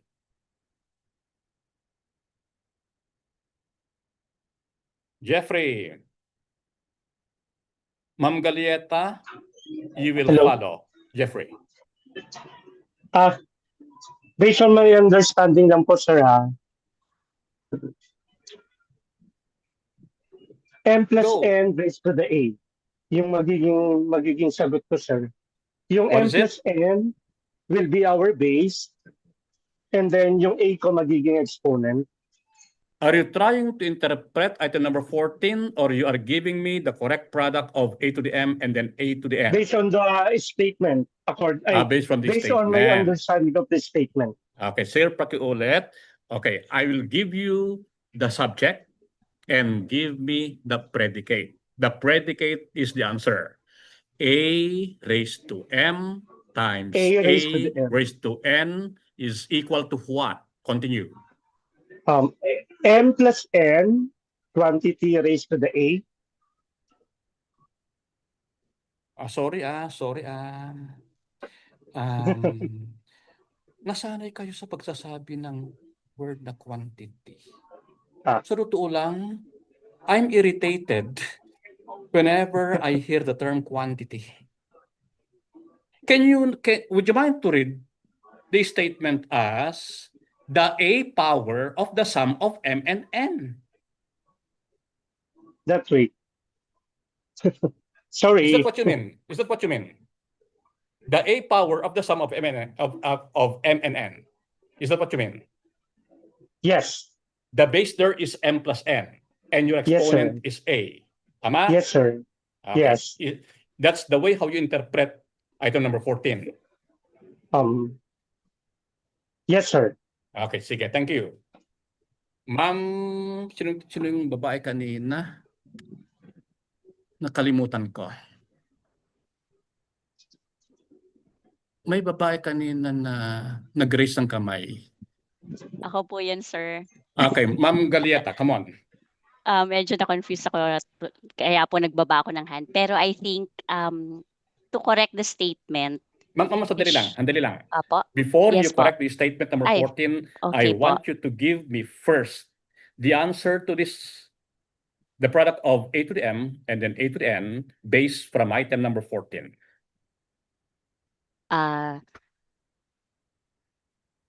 Yung factors daw po ng A raised to M and A raised to N, yung sum nila. Yung po yung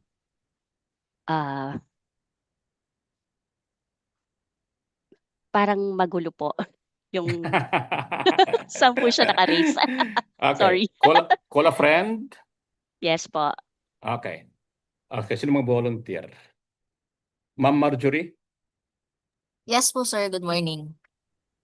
Okay, would you mind to interpret first item number 14 before we look into the correct answer to this statement? So it would be A raised to M multiplied by A raised to N is equal to A raised to the sum of M and N. Is that the way how you interpret item number 14? Yes, sir. Do you agree, Edward? Mark, Gerald, susunod ka kay Edward.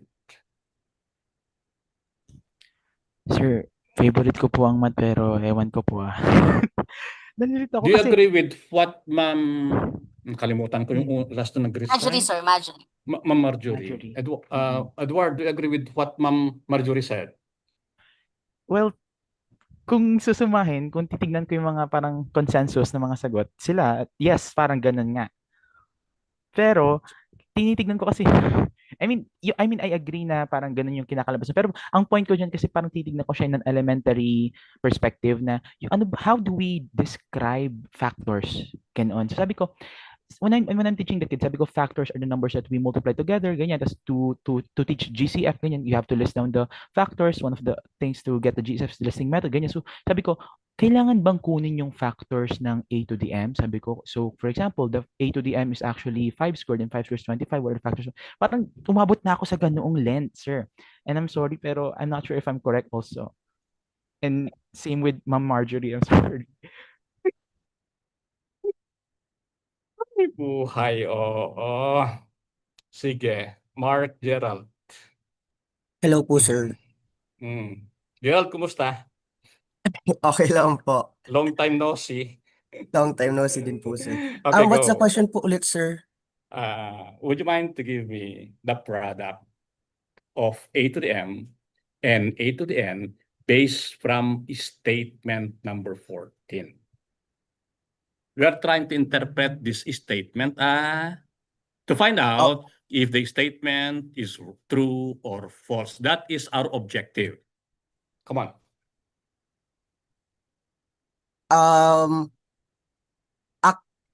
Actually, undecided din po ako kung true or false. Pero kung false yung statement and based on what I understand, the answer for this, if we follow the statement, is A squared. Correct. Sir Jeff, bigyan mo ng Gcash si na Gcash si Mark Gerald. Ano ang apelyido mo? Cerezo. Cerezo po. Alright, sir. Okay. Please contact Sige. Eric Bunkin. Actually, ang totoo pong price dito ay napangiti nyo si sir. Sir Jeff, ako mo kong i-booking.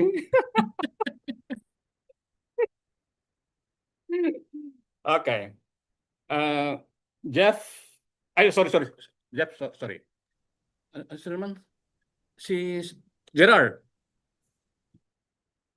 Gerard? Yes. Okay. Let's make other participants understand why the answer is a squared. Okay? You answer my questions. To help them understand why the answer here is a squared based from item number 14. Okay, give me the factors. The two factors there are. Di ba Mark ka ano? Mark. Oh, sige. Okay. Yes, What Mark is Gerald the po. first factor? The first factor is a raised to m. What is the exponent of a raised to m? The exponent of the factor a raised to m is 1. Correct. Okay.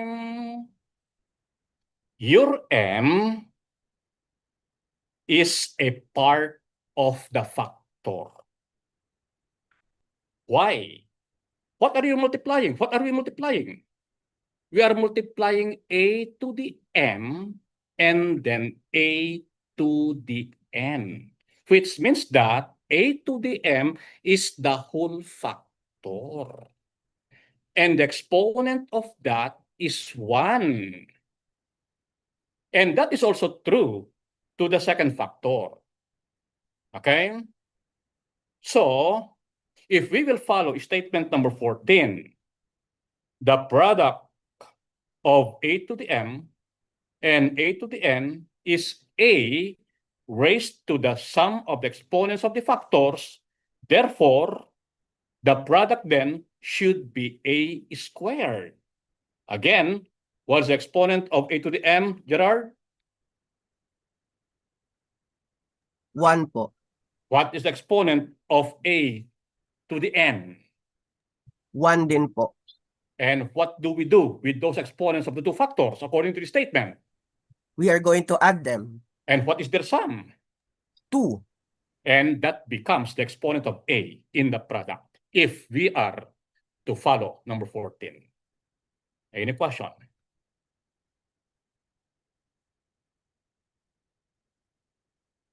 Any question? No question. Answer. May nag-raise ng kamay kanina? May concern yan. May concern yan. Ay, binaba na. Okay, sige, before we continue, before we change this item to become true, I'll give you another example. You write it in your paper. The expression is 2a cubed b squared. 2a cubed b squared. What is the exponent of the expression? Anybody? Edward? 1. 1. Okay. The exponent of the expression is 1. What's the exponent of 2 in that expression? 1. 1. What's the exponent of a? 3. 3. So the exponent 3 there belongs to a only as the exponent. What's the Yes. exponent of b? 2. 2. So 2 there as an exponent belongs only to b. But the whole expression 2a cubed b squared has an exponent of 1. Agree? Yes. Next, if I have 2a minus b, it has two terms, 2a minus b. What is the exponent of 2a? 1. What is the exponent of negative b? 1. 1. What is the exponent of the whole expression? 1. 1. Good. Last one. The square of the binomial a minus b, or simply the square of a minus b. The square of the binomial. Okay, sorry. May correct myself. The square of the difference of a and b. The square of the difference of a and b. Okay. Now, Square. the square of the difference of a and b. Would you mind to describe the translation of that? Ma'am Chris, Ma'am Marie. Ano po, yung 2 po ang exponent. Exponent of what? 2. 2 is the exponent of what? Of 8 minus b. Okay. 2 is the exponent of the difference of a and b. Ibig sabihin, the phrase a minus b enclose yan ng grouping symbol. Yes po, parenthesis po. And then where do we put the 2? Where Sa do we labas put po, the sa 2? labas Sa po, labas ng exponent. grouping Sa symbol. labas po. Yes po. Tama. Ang tanong ko ngayon, in that expression, the square of the difference of a and b, what is the exponent of the expression? 2. 1, sir. 1 po. 1 sa A, 1 sa B. Ano yung expression natin? It It is the square of the difference of a and b. That is the whole expression. Tama? Yes po. Yes. And whose expression is 2? Whose exponent is 2? The whole expression. Ups. The difference of A The and B. difference of A and The B. difference of a and b. Your 2 is the exponent of the difference of a and b. But what is the exponent of the whole expression? 1. 1. Okay? Lahat ng sinusulat yung expressions, ang exponent yan ay palaging 1. Kung makakita kayo ng exponent dyan na 2 or 3, that is only the exponent of a particular base. And that is just a part of the whole expression. Agree? Oh. Yeah. Ayusin nyo. Hindi pwede yung ganyan. Tuturo nyo sa mga estudyante nyo. Okay. So again, this is the interpretation to item number 14. Okay? That's why this is false. Any question with number 14? None, sir. None. Is this now, okay, sige. Is this equation true? The product of a to the m and a to the n is equal to a raised to the sum of m and n. True. True. Yes, sir. Yan. When you are introducing the different laws of exponent, you should identify as to when we can use that particular law. Okay, tanggalin ko muna yung statement. In this equation, or in this left side of the equation, what are the same? The bases or exponents? In the left side of the equation, what must be the same? The bases. The bases. Okay? Which means that you can apply the product law of exponent when you are multiplying factors where the bases are the same. Kaya sinabi ko rito, in multiplying factors with the same base, Copy the common base. Is A the common base in the factors? Yes. Yes. And raise it to the sum of the exponents. Tama ba? Yes po. Yes. That's the way how we read the product law. Any question? Clear po, sir. Wala po. Okay. Wala mag-11 na. Okay. Number 15. 3 to the n times 3 to the n is equal to 9 to the n. Illustrates the product law of exponent. Anybody? Yes, Ian. False po, sir. Okay, what law is illustrated in this number 15?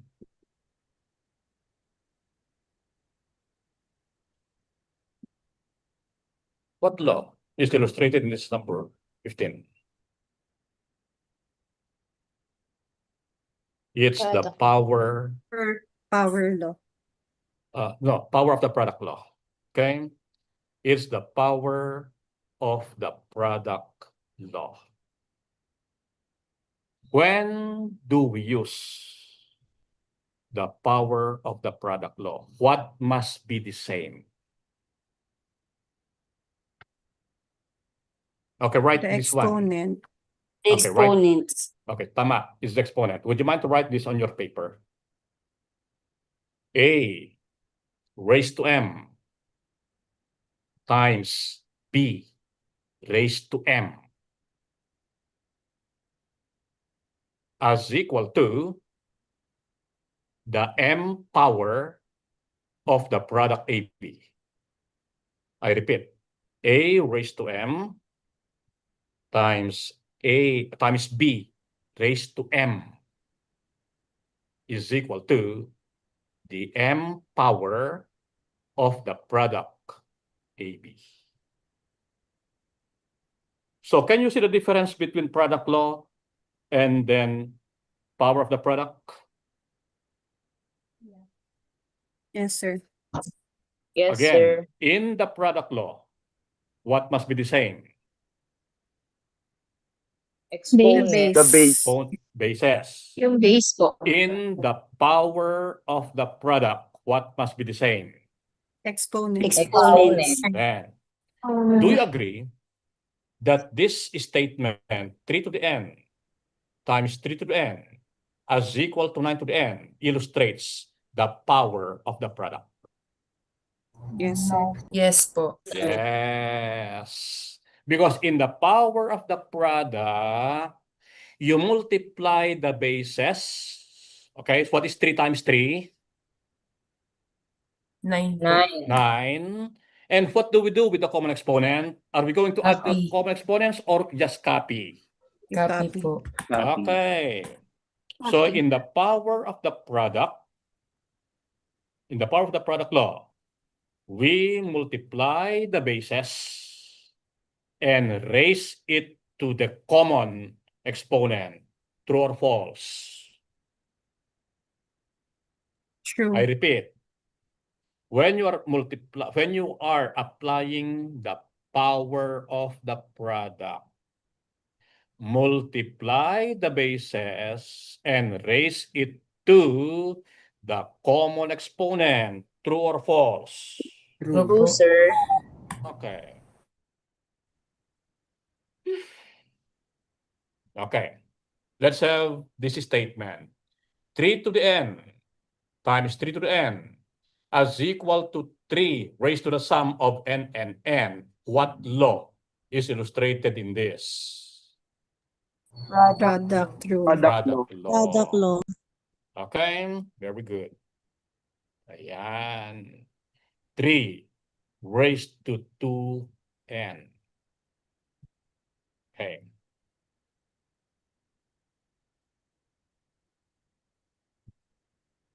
Ayan. Ito yung sinabi ko sa inyo kanina. A raised to n times b raised to n is equal to the n power of the product AB. And This is now the way how we interpret the power of the product. In multiplying bases with the same exponent, multiply the bases and raise the product to the common exponent. Do you tell these statements to your students?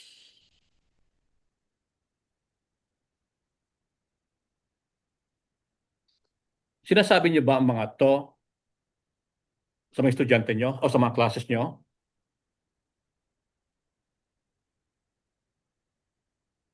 Your failure to read these symbols in this manner will add confusion to your students. That's why you need to verbalize the symbols. Do not just read the symbols literally. Because if you keep on reading the symbols literally, you are not making the students, you are not helping the students understand the math concept. Train yourselves on how to read correctly algebraic or symbolic numbers.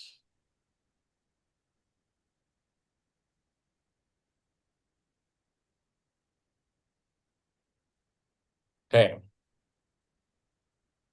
So if I have 3 to the n times 3 to the n, and I want to apply the power of the product, what is the product? 9 raised to the n. Okay, right. 9 raised to the n. Right. I want to apply the product law. What is the product of 3 to the n? 3 raised to the 2n. Okay, it must be 3 raised to the 2n. Tama? Tama? Yes, sir. Okay. Yes, sir. I want to multiply 5 to the 4 and 5 to the 4. Apply the product law. 5 to the 8. Product law. 5 to the power of 8. 5 raised to to the 8. power 5 to the power of 5 to the 8. 5 to the 8 lang. I want to apply the power of the product. 25 raised to the 25 to the 4th. 4th. Okay, 25 raised to the 4th. Get it? Get it? Yes, sir. Okay, Yes, sir. next. Ayan. We don't have the power of the power law, meaning we have double or triple exponents. So, how do we read the premise? When I said premise, I'm referring to the expression in the left side of the equal symbol. How do we read the premise? Anybody? Yes. Raymond. Sir, n power of a to the m. Okay, good. It is the n power of a to the m. How do we read the right side of the equation? Anybody? Raymond, continue. Sir,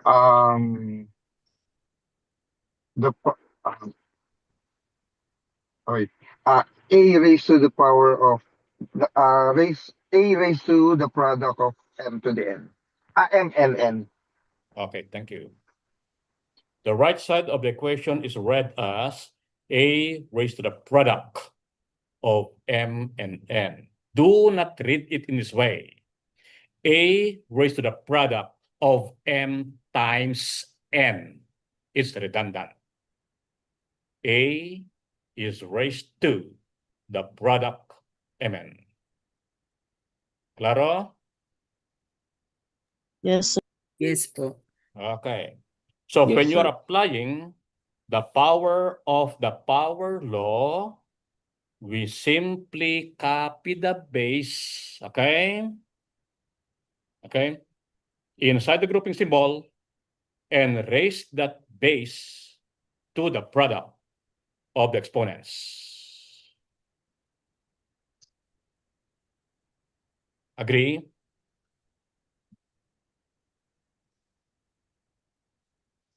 Agree? Agree, sir. Okay. We go to the next one. Would you mind to simplify the square of 5 cubed? Yes, Ian? 5 raised to 6. 5 raised to 6. Is 5 raised to 6 equal to 5 cubed times 5 cubed? Yes, sir. Yes. Okay. And that is equal to 25 cubed. Agree? Yes, sir. Yes, sir. Yes, sir. O, pinagsama ko na dito yung, okay, nandyan yung power of the power, nandyan ang product law, nandyan ang power of the product. Magpakita kayo ng example sa mga bata na pwede yung i-apply yung tatlong exponents para hindi sila ma-confuse. Okay, next. 1 over n is the reciprocal of n raised to the negative 1. Yes, Jessel.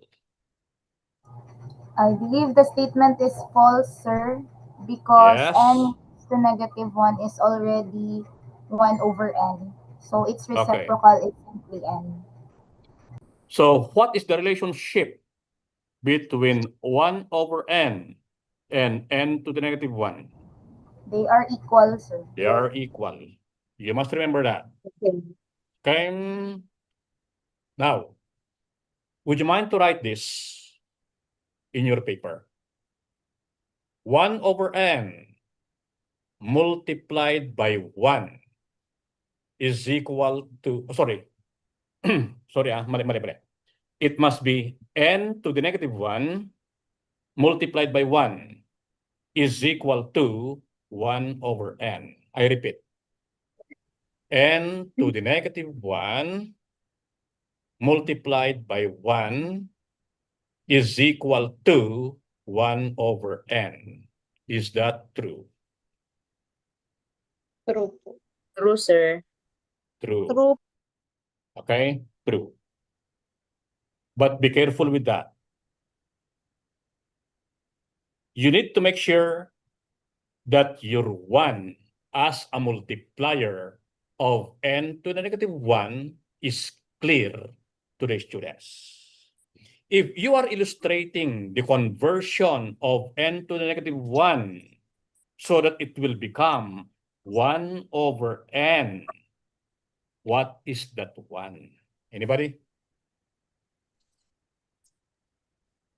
If you want to convert your n to the negative 1 to 1 over n, you need to show what that 1 is in the process.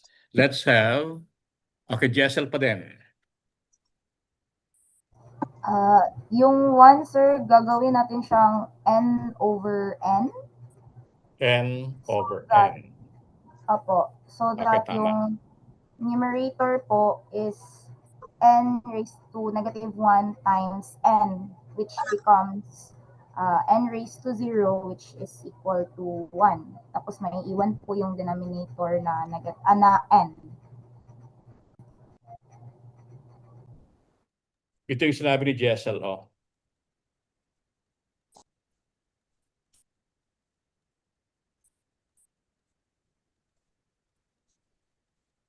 Ay, wala pala rito, no? Wala. Okay? Okay. Any question with what you can see on this slide?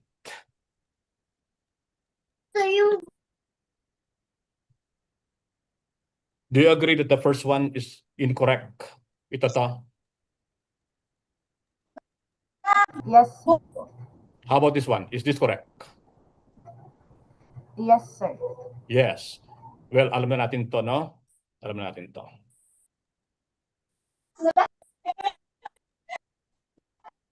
Okay, how is n to negative 1 converted to 1 over n? Ito yung sinabi ni Ma'am Jessel. Ayan. Procedurally, ito dapat. Ayan. Okay. Then you have n to the 0 in the numerator over n. And we know that when a non-zero number is raised to 0, that expression is equivalent to 1. That's why n to the 0 over n is equal to 1 over n. This is the one to be shown to the students if you want to make them understand how is n to the negative 1 is converted to 1 over n. Any question? Any question? None po. Next.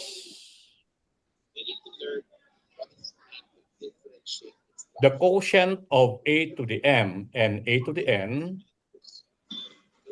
is simply multiplied by 1 so that the result is a raised to the difference of m and n, such that a is equal to 0. Agree? Yes, sir. Yes. Yes, sir.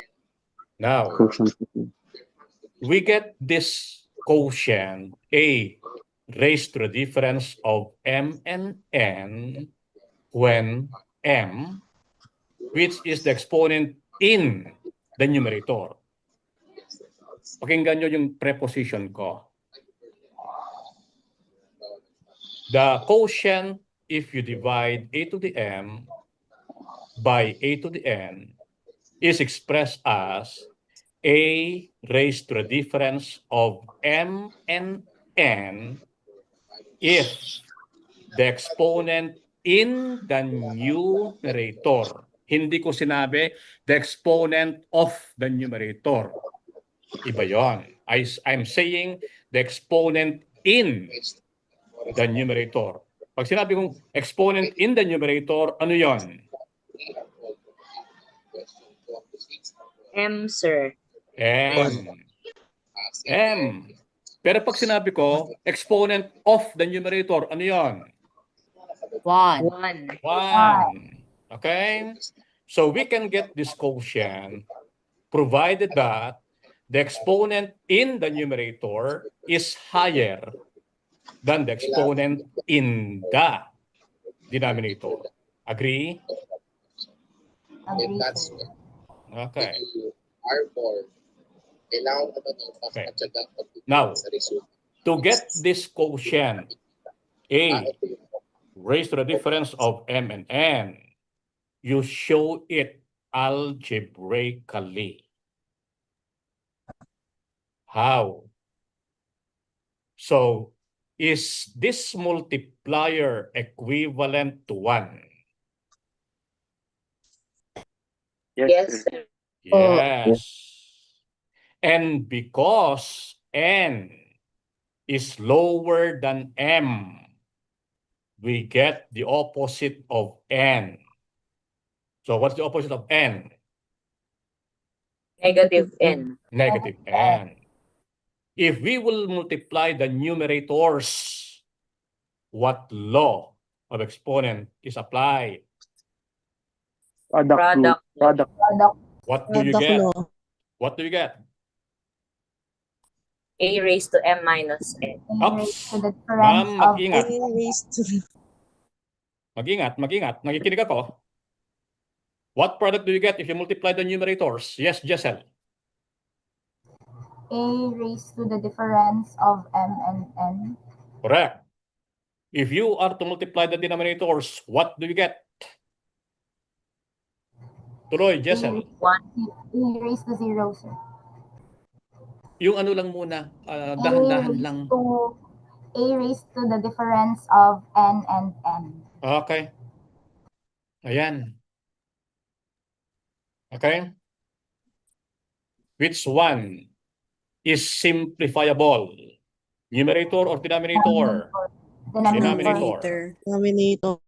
And that becomes A raised to the difference of M and N. Do you show this to your students? Yeah. Pinapakita niyo ba sa mga estudyante niyo to, Raymond?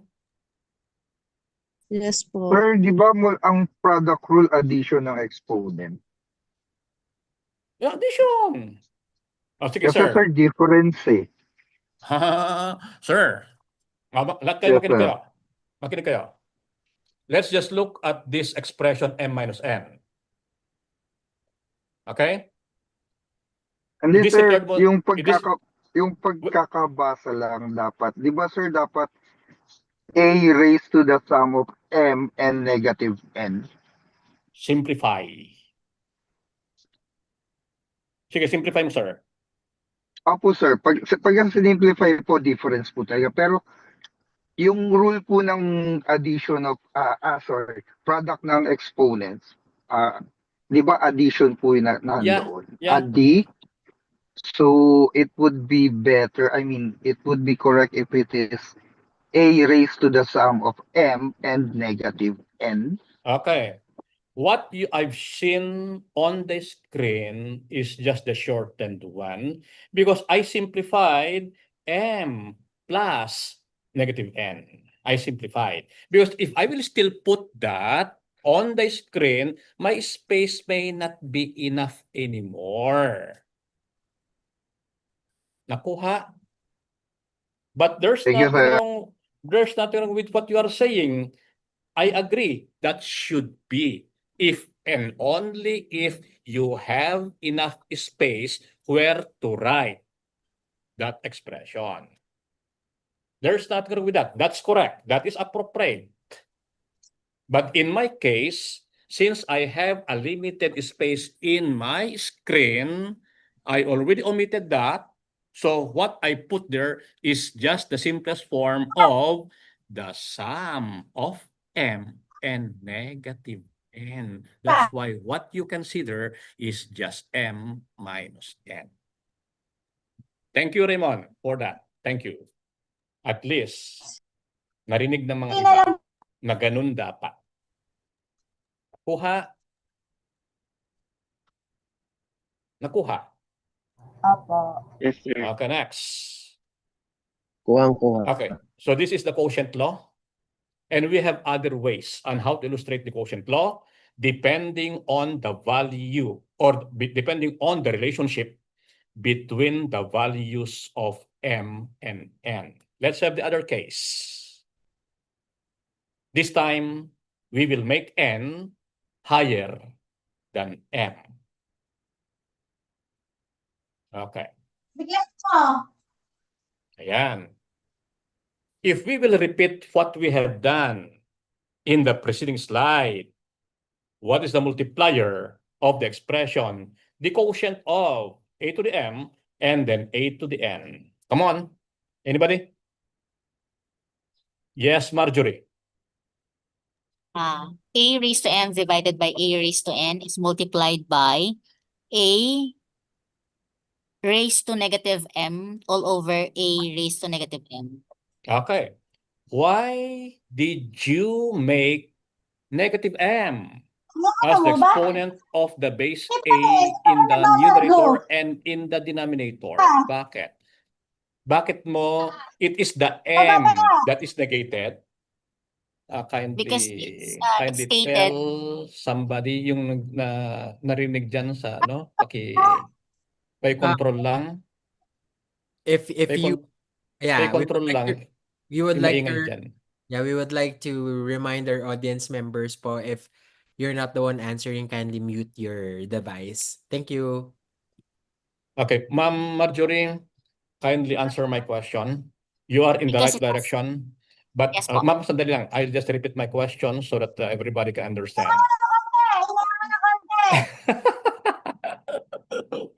May sumasabay. Why is it that it is the M that you are negating, but not the N? Because it's given in the statement that the N should be greater than the M. Okay. Ito kasi yung Ito kasi yung technique. If you are getting the exponent of the bases in the multiplier, it must be the lower exponent that must be negated. I repeat, it must be the lower exponent that must be negated. And it is given in this condition that M is lower than N. Okay, and since M is lower than N, then we will get the opposite of M, and that is negative M. Can everyone follow? Yes, sir. Next, apply the product law in the numerators. Ma'am Marjorie, do you want to continue? Or we will call another person to answer my sir. questions. I want to continue, sir. Okay, go. If you are to multiply the numerators, what do you get? It would be A raised to the difference of M and M. Good. Denominator? A raised to the difference of N and M. Very good. And between the numerator and the denominator, which one is simplifiable? It's the numerator. And what's the simplest form of the numerator? It becomes A raised to 0. Further? And that is A raised to 0 is equal to 1 all Okay. over A raised to the difference of N and M. Okay, very good. Thank you. Any question?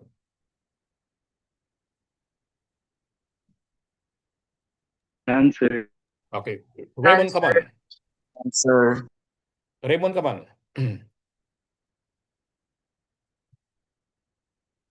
Raymond?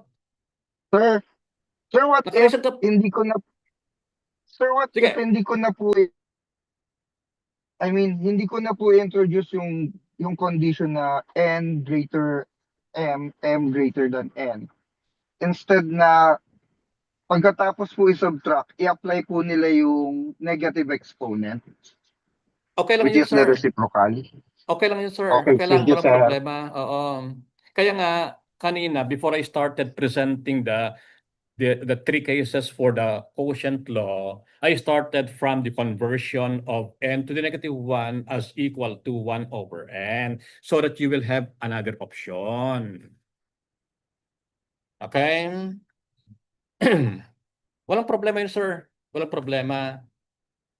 Kasi as to why I am presenting these cases, M is greater than N is greater than M, and the third one will follow, M is equal to N. That is for me to get directly a base with a positive exponent.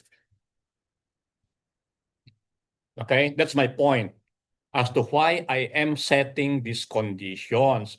The first condition was M is greater than N, and the second one is N is greater than M, and the third one is M is equal to N. Okay, thank you, Raymond. Gusto ko yan. Next. Thank you rin po. So we now have A raised to M divided by A raised to N times 1 as equal to 1, such that A is not equal to 0 and M is equal to N. Is this true? Yes.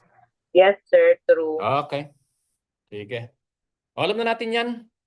Because in mathematics, any in mathematics, any number divided by itself is equal to 1. True or false? True, sir. Oh. No, zero. Kumagat si ma'am. Kumagat si ma'am. False. The statement is wrong because of 0. Pero, if I say it this way, any non-zero number when divided by itself is equal to 1. Always true. Agree? Always true, sir. Sir, Okay. agree. Mag-ingat kayo. Mag-ingat kayo. Yes, sir. Ang mathematics, pag alam nyo yung subject matter nyo, lokohan lang yan. Ay, nako buhay. Okay, quotient law pa din. Ayan. So the quotient law can be interpreted as in dividing expressions with the same base, copy the common base, and raise it to the difference of the exponents. Agree? The same base, copy the common base, and raise it to the difference the exponents. Agree, sir. Okay, thank you. Next. Ah, ito yung application ng quotient law. Wala nang open forum kasi open naman tayo anytime. Open naman kayo. Open naman anytime na magtanong kayo. Yes. Unless you have other questions to ask later. Okay? Siguro, Okay. Sir Wilmer, time check lang po, and maybe Yeah. like asking our audience members, if I would like to ask everyone if you're open to not rushing Sir Wilmer and baka mag-extend tayo ng konti. Raise lang kayo ng virtual thumbs niyo if that's okay.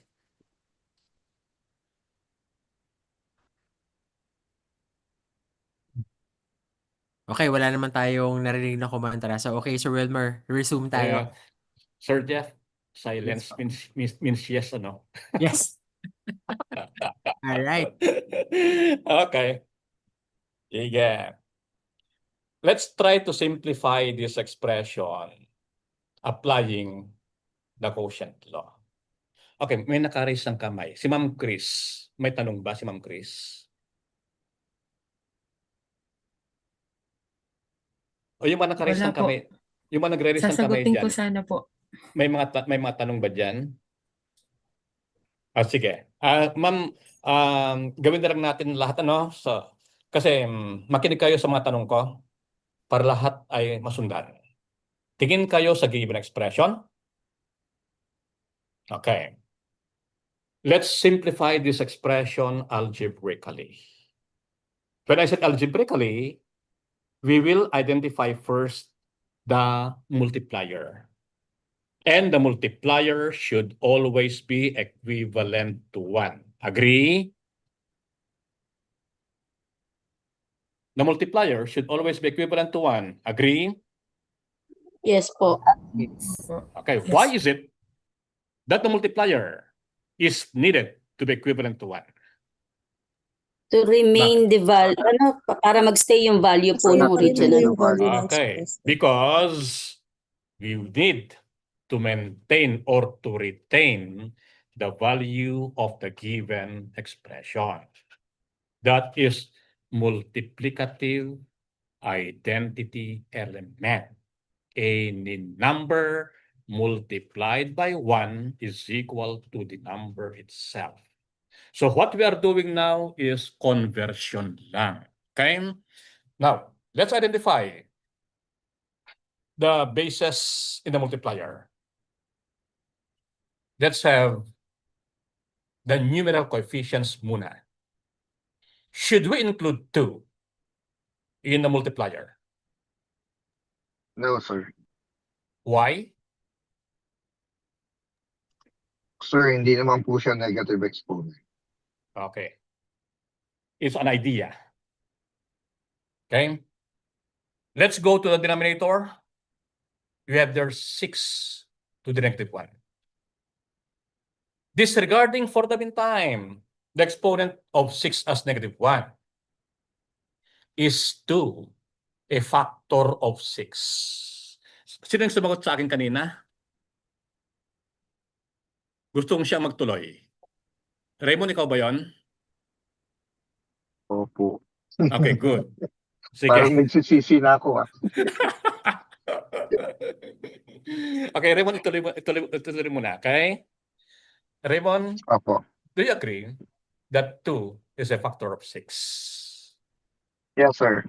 Yes. So can we now say that 2 is common between the numerator and the denominator? Yes, sir. So, Sana ganyan lang. if a certain If a certain number other than 1 is common between the numerator and the denominator, then include that as a part of the multiplier. Ayan. Ba't lumabas yung exponent? Dapat wala pa exponent yan. Kasi mahirap kasi mag-encode nito, no? O sige. Ulitin ko, no? Kung bakit nandyan na ang 2 as a part of a multiplier, because between the numerator and the denominator of the given expression, 2 is a common factor. Suportahan mo ako, Raymond. Tama ba ako?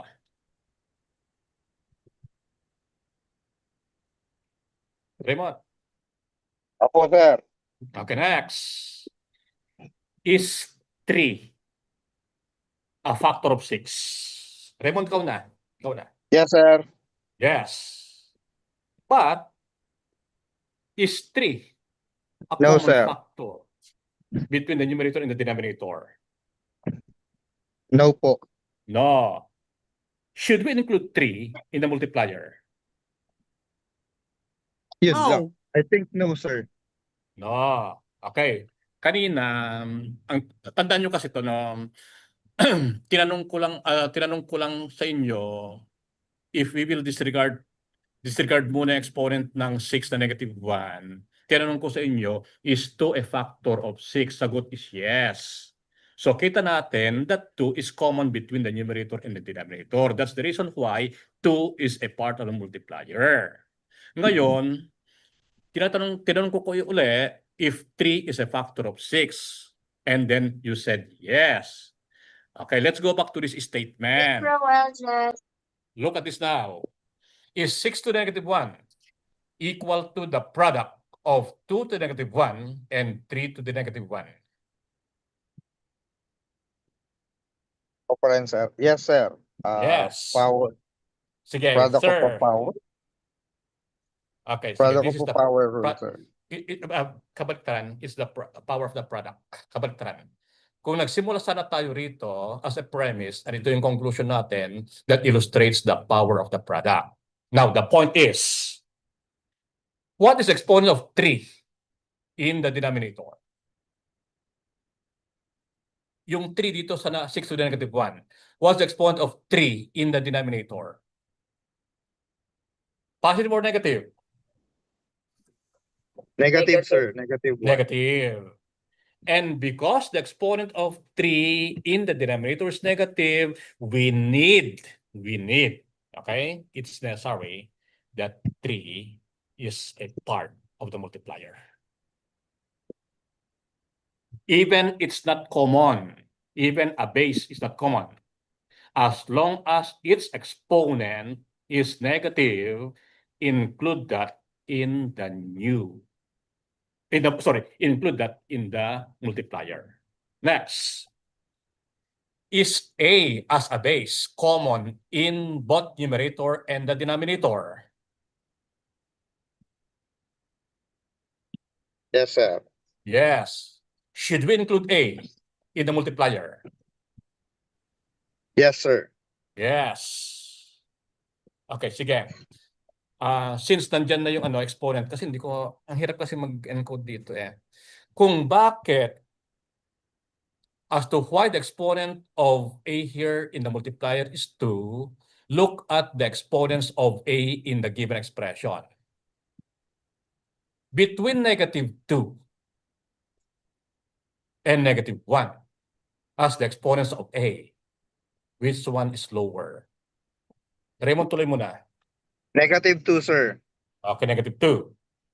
What is the opposite of -2? Positive 2, sir. Ayun. Kaya, ang exponent ng base mo sa multiplier must be the opposite of the lower exponent. Okay, balikan ko yung 2. What's the exponent of 2 in the numerator in the given expression? 1, sir. 1. What is the exponent of 2 in the denominator? -1, sir. -1. Between +1 and -1, which one is lower? -1, sir. Okay, and what's the opposite of -1? 1, sir. Kaya yung 2 dito sa multiplier, ang exponent niya ay 1. Next. What's the exponent of 3 in the denominator? -1, sir. -1. What's the exponent of 3 in the numerator? 0, sir. 0. Very good. Very good. Between 0 and -1, which one is lower?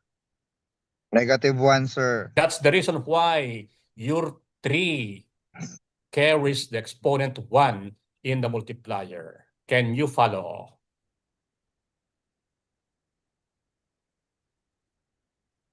Can Yes, sir. everyone follow? Okay, good. Let's go to B. Should we include B in the multiplier? Yes, sir. Why?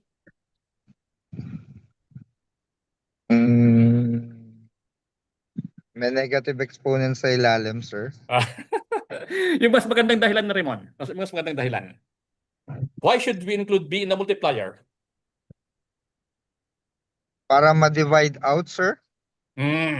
Yung tanong ko kanina. Common po, common sa Yun. Okay. Because B is common between the numerator and the denominator. Nakuha? Yes, sir. Okay. Sige, yun ang dahilan kung bakit nakasama si B sa multiplier. Now, between 2 as the exponent of B in the numerator and -1 as the exponent of B in the denominator, which one is lower? -1, sir. Sa denominator po. Tama? What is the opposite of -1? 1, sir. Okay, that's why the B in the multiplier should have an exponent of 1. Next, C. Should we include C in the multiplier? No, sir. No. Yes, sir. Hindi na. Okay, bakit? Not common. Not common. And may isa pang dahilan. Not common ang C between the numerator and the denominator and Kasi po, sir, exponent. the exponent C is raised to positive. 0 po. Pwede, tapos 1. Because the given exponent of C in the numerator is already positive. Tama? That's why Yes, sir. C is not a part of the multiplier. How about D? Should we include D in the multiplier?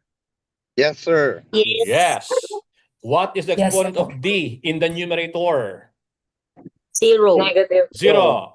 Between 0 and -3, which one is lower? -3. Therefore, in the multiplier, you have there D cubed over D cubed. Can you follow? Yes, sir. Yes Okay. po. Let's apply the product law.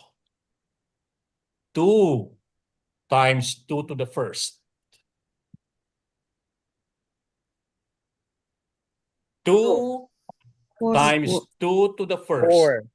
4. 2 to the Tama? 4. That is in the numerator. Yes, sir. 2 to the -1 times 2 to the first. 1, sir. Okay, 1 or 2 to the 0. Tama? Yes, sir. Okay, next. 3 to the 0 in the numerator. 3 to the 0 times 3 to the first. 3 to the first, sir. 3 to the first. 3 to the -1 times 3 to the first.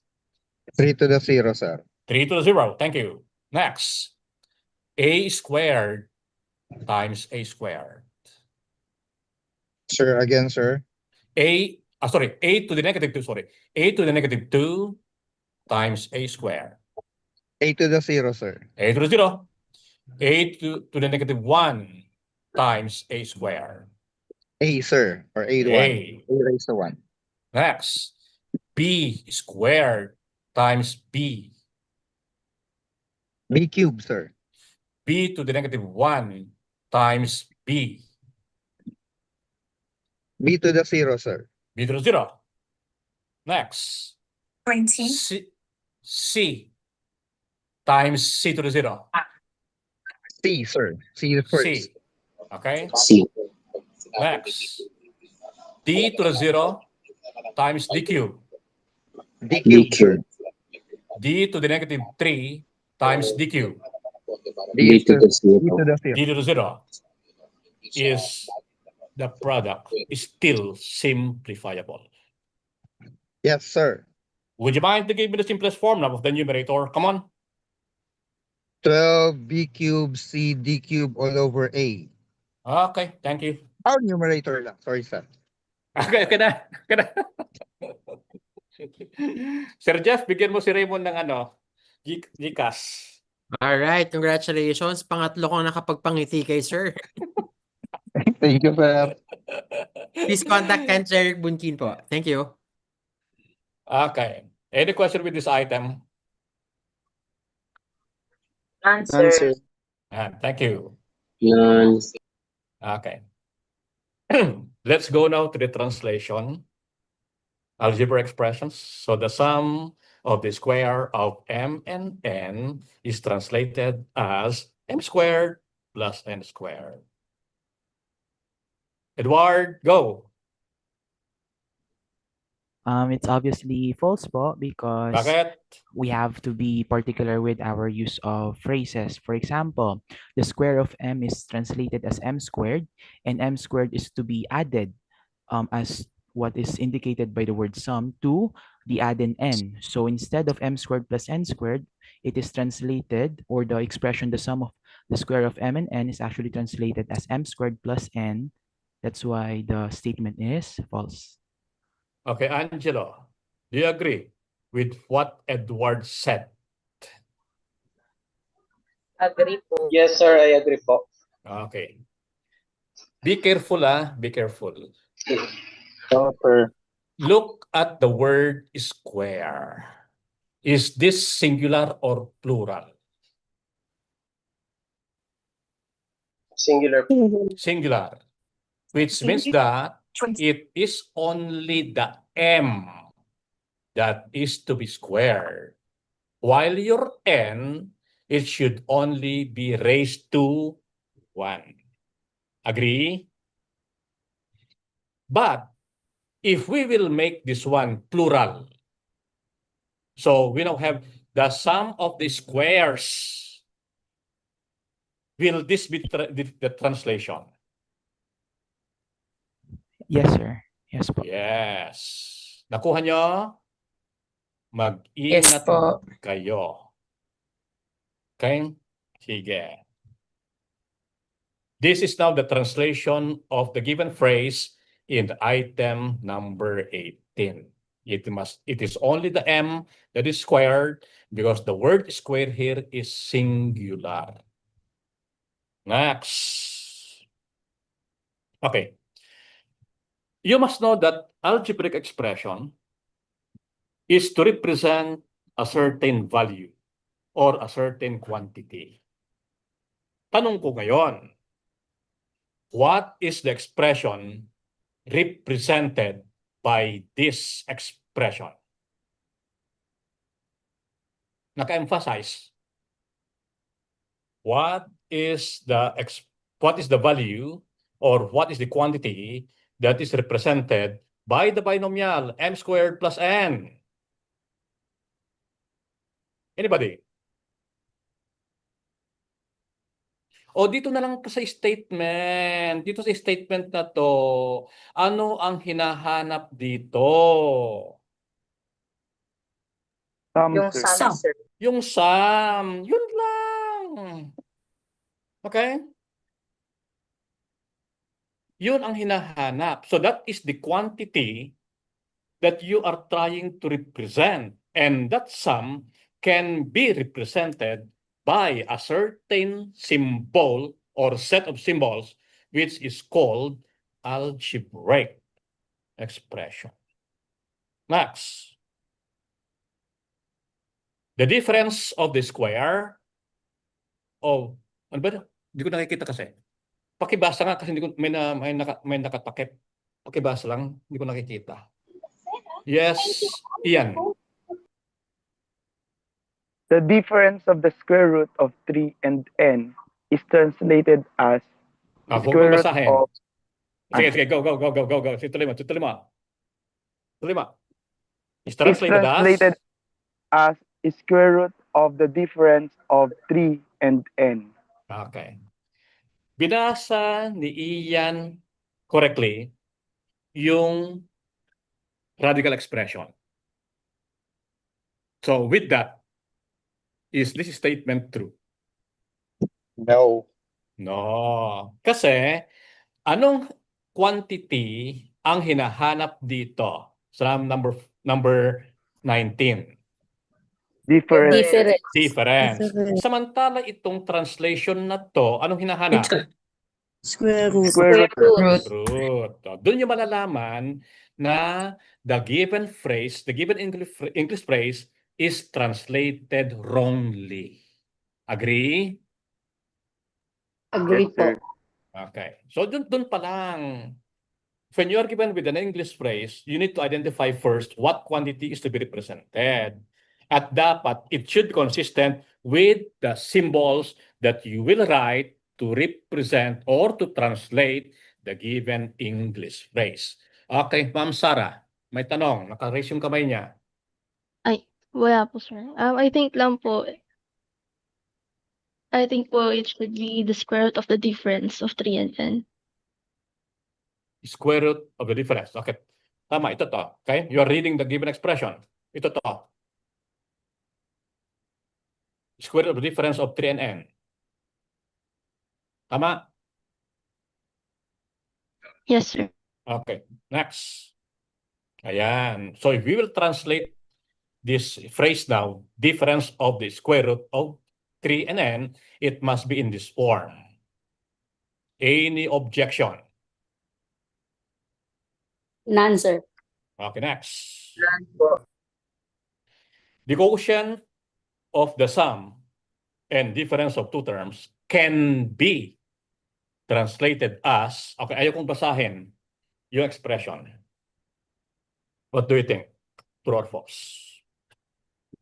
Pag binasa ko kasi yon, malalaman nyo na kaagad kung true or false yan. Kaya ayaw kong basahin. Anybody? The quotient, the sum, and difference.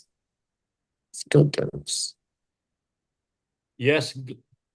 Si Glenn, ba't nandito ka? Glenn? Sir. Huwag muna si Glenn, huwag muna si Glenn. Okay, gusto ko yung teacher muna. Estudyante ko si Glenn kaya huwag muna. Maybe have somebody. Okay, Miss Martinez. Morning, sir. I think it should be A plus B over A minus B. The given translation itself, what do This you is think? false. True or false? False. False daw. False daw. Do you agree with Ma'am Martinez? Is there somebody who agrees with Ma'am Martinez? False daw. Yes, Celine. Agree with Ma'am Martinez or disagree? I think disagree po. Pwede po siya pwede ba to, sir? Maging true ang statement if the two terms that we're talking about is negative A and negative B. So the sum of negative A and negative B is negative A minus B.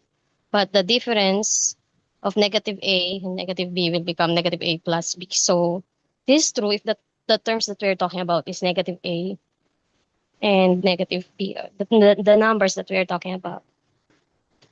Okay. Arnie, kanina ka pa nag-release ng kamay. Sorry, hindi ka na-recognize. May I hear your idea about this? Arnie? Yes, sir. Same din po with Ma'am Celine. Kasi So, the given translation is correct? yes po. Kasi ang sabi naman is can be translated. So you can assign the terms that you want to add and subtract. Ayan.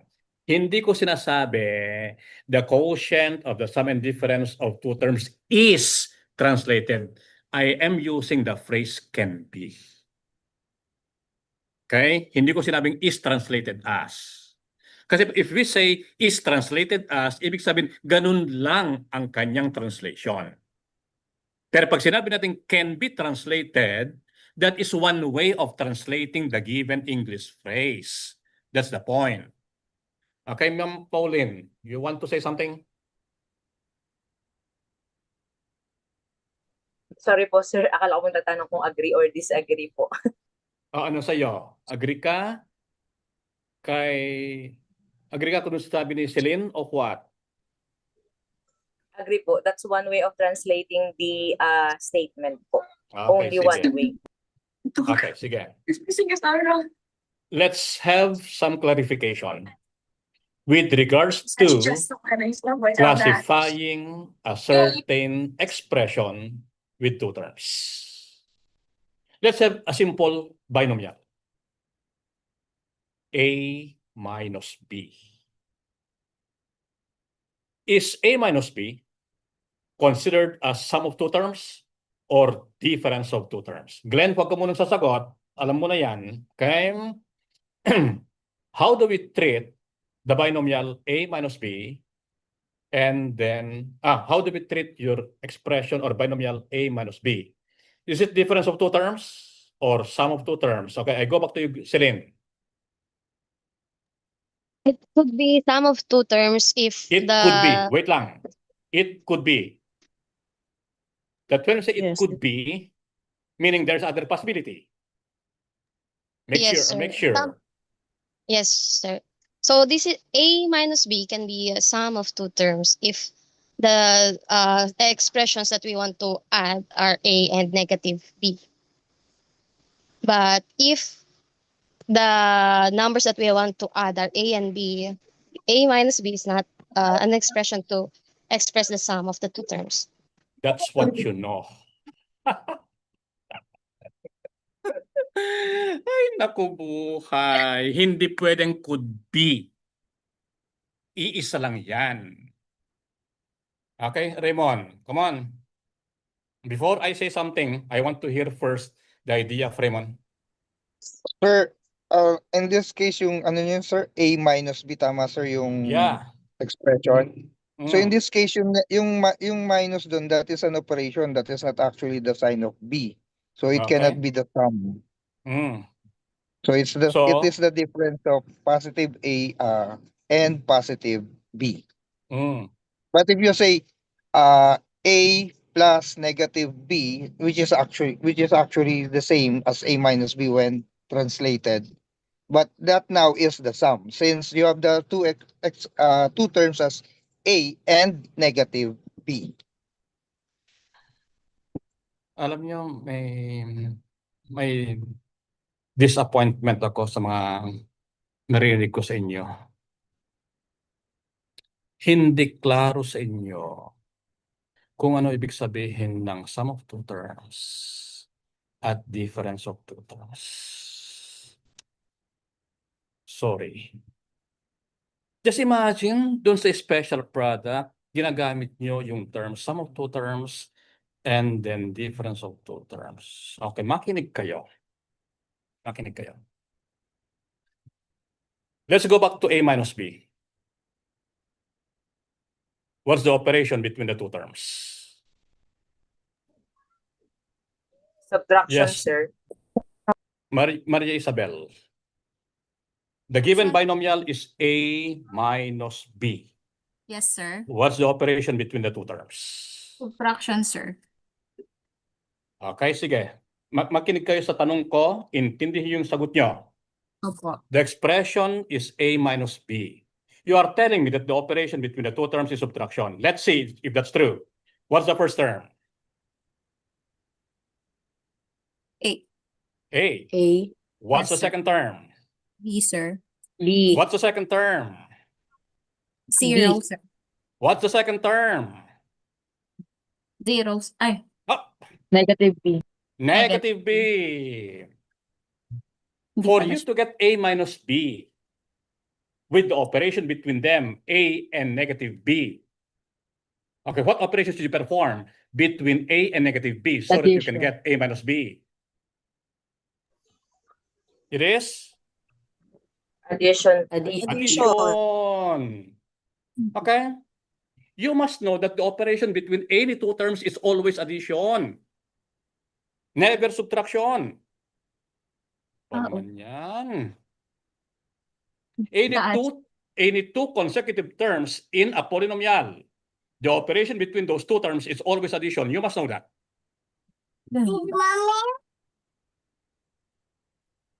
That's why if you are given with a binomial and you want to have sum of two terms or difference of two terms, do not look at the operation between the two terms because the operation between them is always addition. A minus B is difference of two terms because the two terms are unlike signed. Yun lang ang sagot.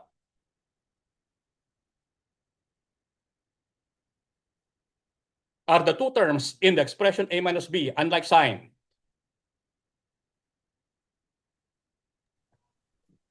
Yes, sir, unlike. Yes. Yes, sir. And if you want to explain to the students why A minus B is considered as difference of two terms, you go back to the rule on how to add unlike signed integers.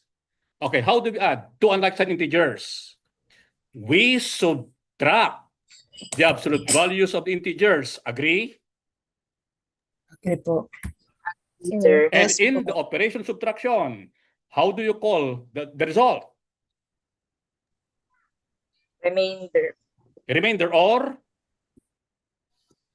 Difference. The Difference. Okay? Now, if I have negative A plus B, how do we treat that binomial? Sum of two terms or difference of two terms? Sum of Sum. Negative A plus B. Difference. Difference of two terms, kasasabi ko lang eh. In the binomial negative A plus B, are the two terms like signed or unlike signed? Unlike. Unlike. And what's the operation between the two terms? Addition. Addition. Subtraction. Ano ba yan? Are the two terms in the expression negative A plus B unlike sign?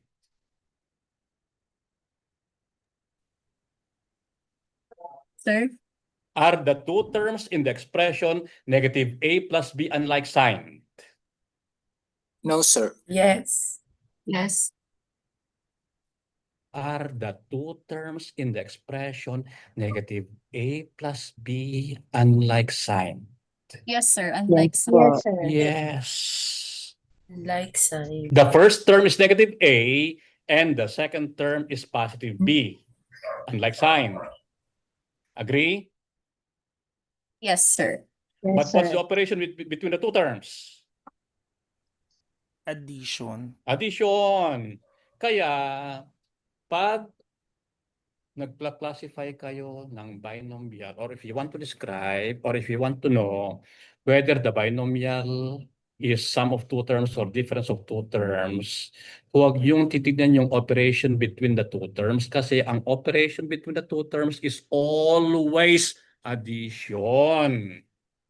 Okay? You can say that a binomial is treated as difference of two terms when the two terms are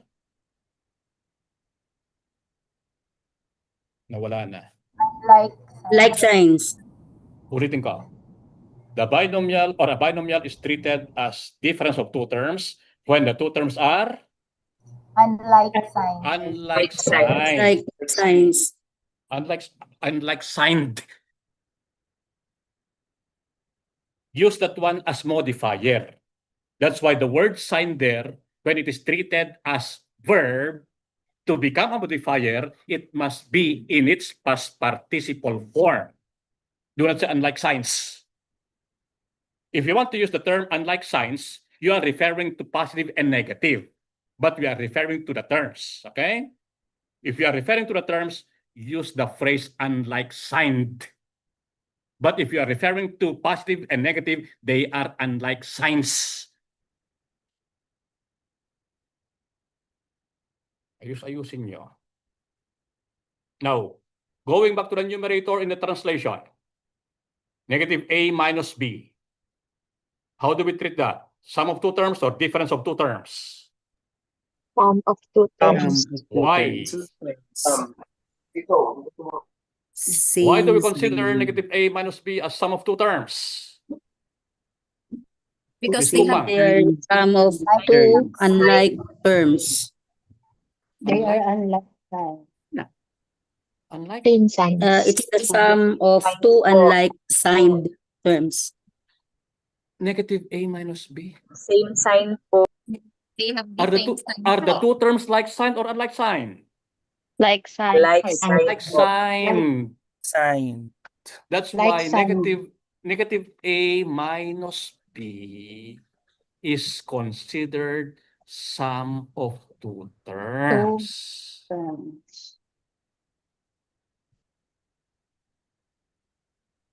Nakuha? Okay po. Yes, sir. Yes, sir. Ayusin nyo nga. Kaya tuloy yung mga estudyante nyo sa high school pag nagpunta sa college, pag nagpunta sa amin, ang hirap tanggalin yung mga tinuro nyong mali-mali. Ayusin nyo.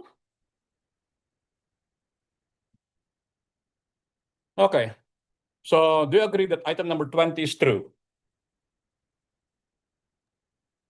Yes, sir.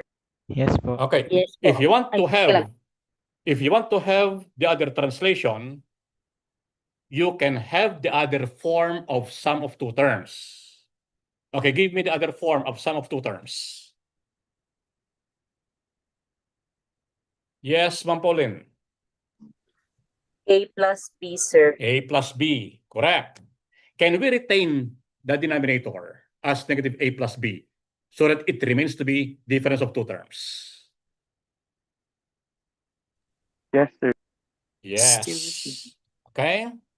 If you want to retain the denominator and you replace the numerator as A plus B, it's still correct. Now, if you want to change the denominator, it will become A minus B. Is A minus B difference of two terms?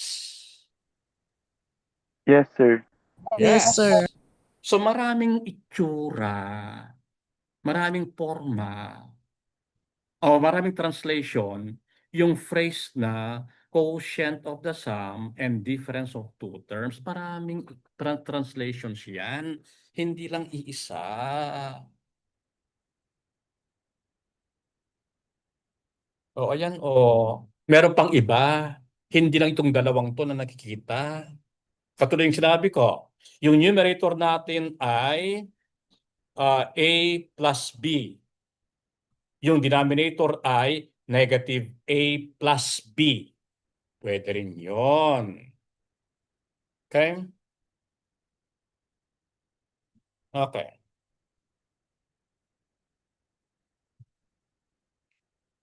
How about this number 21?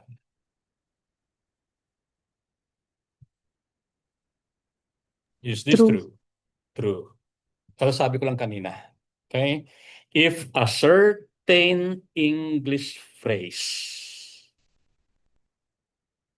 does not represent a value, not necessarily a phrase, it can only be a word.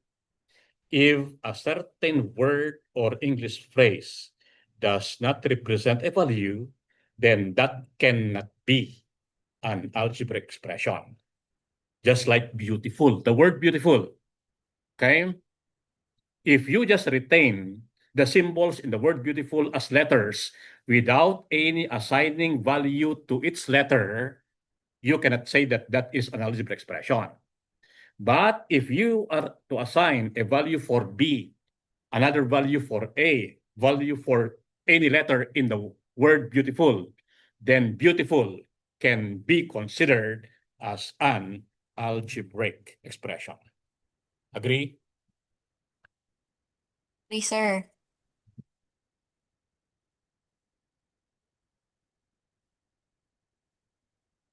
Okay, do we consider all the symbols that you can see, all the expressions that you can see below the statement number 21, algebra expressions?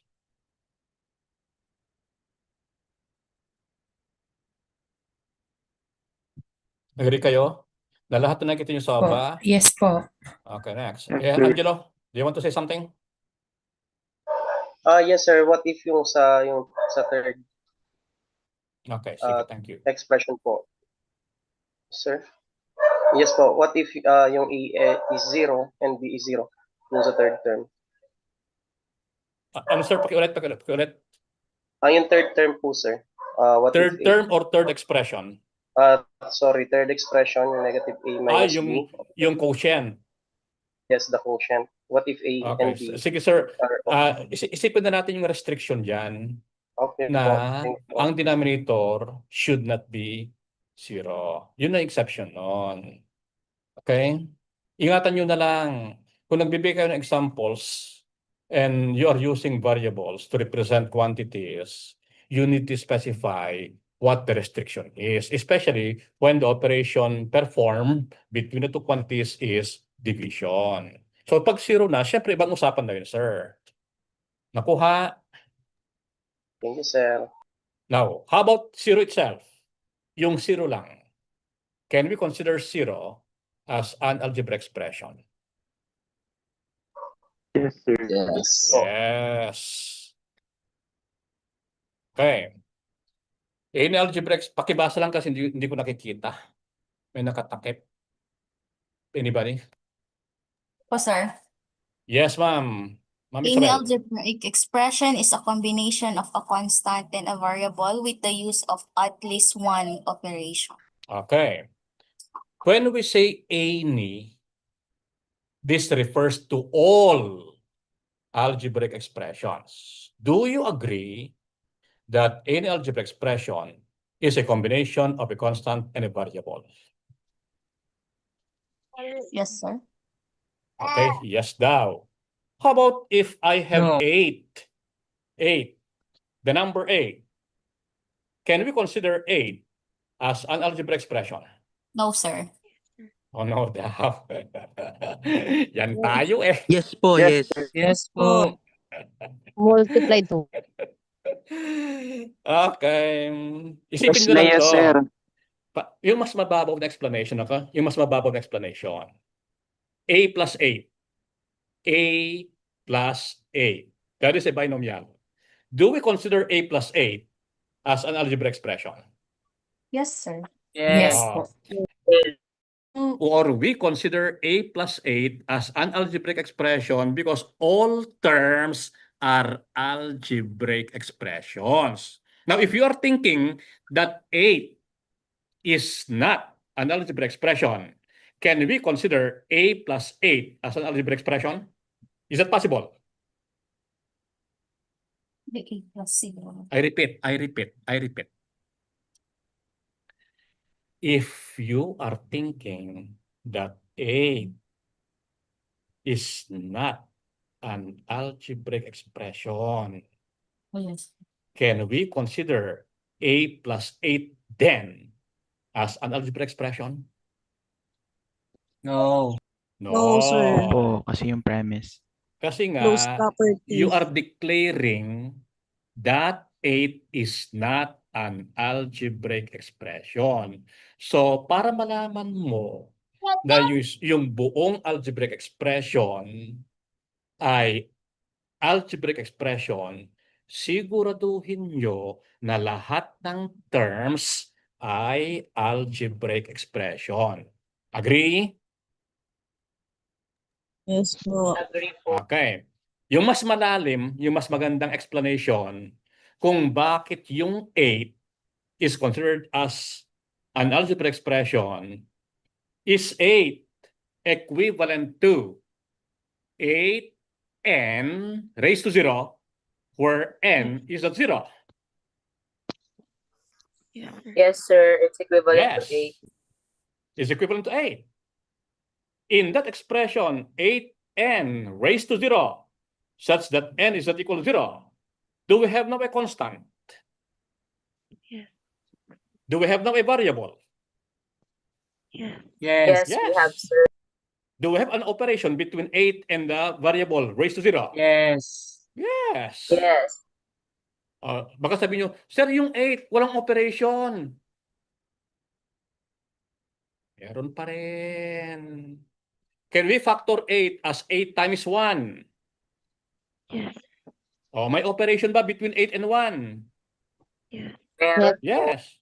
Can I put a to the 0 as the coefficient of 8 times 1?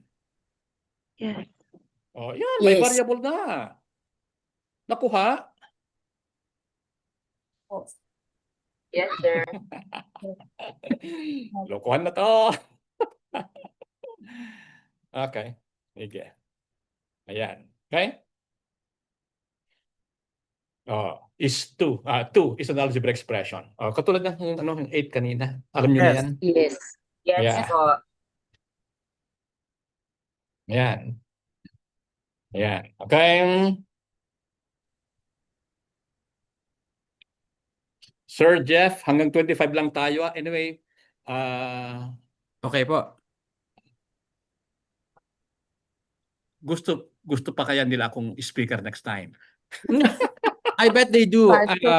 I have to tell you. Yes, sir. Yes, sir. Opo, sir. Sir, na-miss ka namin, sir. Galing mo, sir. Kunwari pa kayo dyan. Batuin ko kayo dyan ng eraser dyan. Okay. Nakuha na to. Ayan po, magpapasalamat kayo hindi face-to-face. Ay, talaga? kasi mambabato si Tama, Sir tama. Eraser. Okay, sige. Sir, tapusin ko lang itong We dalawa, love you, sir. Sir N. Last two. Okay lang. Sir, ang dami niyo pong fans. Actually, sa YouTube po, they're sticking around. So, they're enjoying it po, Sir Wilmer. Thank you, thank you. Angelo? Angelo? Yes, Sir M. Ba't di ka nagpapakita? Sabi mo puntahan mo ako. Patawarin mo ako, sige. sir. Mamaya Busy, na, sir, mamaya na yan. Tapos lang natin itong last two items. Okay? Last two items. Edward, sandali lang ha. Edward, sandali lang. Pakibasa lang kasi hindi ko nakikita. Ito, may nakatakip kasi. May nakita. Okay. Pakibasa lang. Pakibasa lang yung item. Yeah, Ma'am Pauline. In -5 a cubed b squared, -5 is the only constant. Okay, may only pala doon. Okay. What is this? True or false? False. False. If you're False saying po. that this statement is false, it means that there are other constants aside from -5. Would you mind to give me the other constants found in the expression? Anybody? What are the other constants? Okay, maybe have somebody to answer my questions, please. 1. Okay, Bennett? Sir, 2 po at saka 3. Yung exponents po ni A and B. Okay. Sige. So 2 and then 3. So are you telling me that the only constants in that expression are -5, 2, and then 3? Yes po. 1 po. May 1 pa. May 1 pa.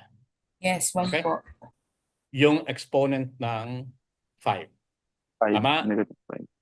Okay. Last item.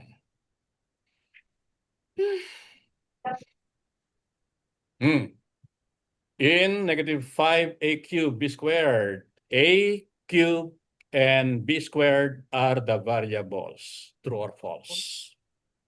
False. False. False. What should be the term so that it becomes true? A and Terms. A and B A lang and po. B. Okay, sige. You will change or Walang replace exponent. a cube. And B squared are terms. Sandali. Huwag niyo sabihin walang exponent. May exponent palagi. 1 pa rin ang exponent. Dapat A Exponent lagi na lang at One saka is B lang para maging true yung statement. Agree? Yes. Yes. Or if we will retain a cube and b squared, then the word variable be replaced by what term? Literal coefficient. Literal coefficients. Okay. May tanong ba kayo? Before we go. Yeah. Actually, Sir Wilmer, Yes, sir.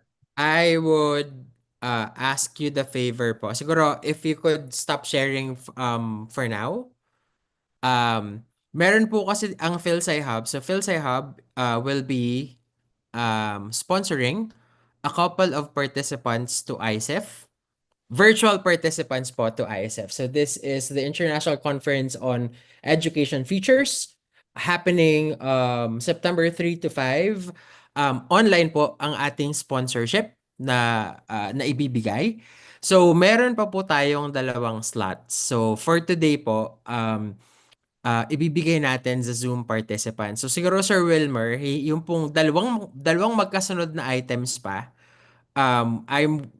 we're open to you picking someone who would answer it, and yung makakasagot ipapadala natin virtually sa ISEF.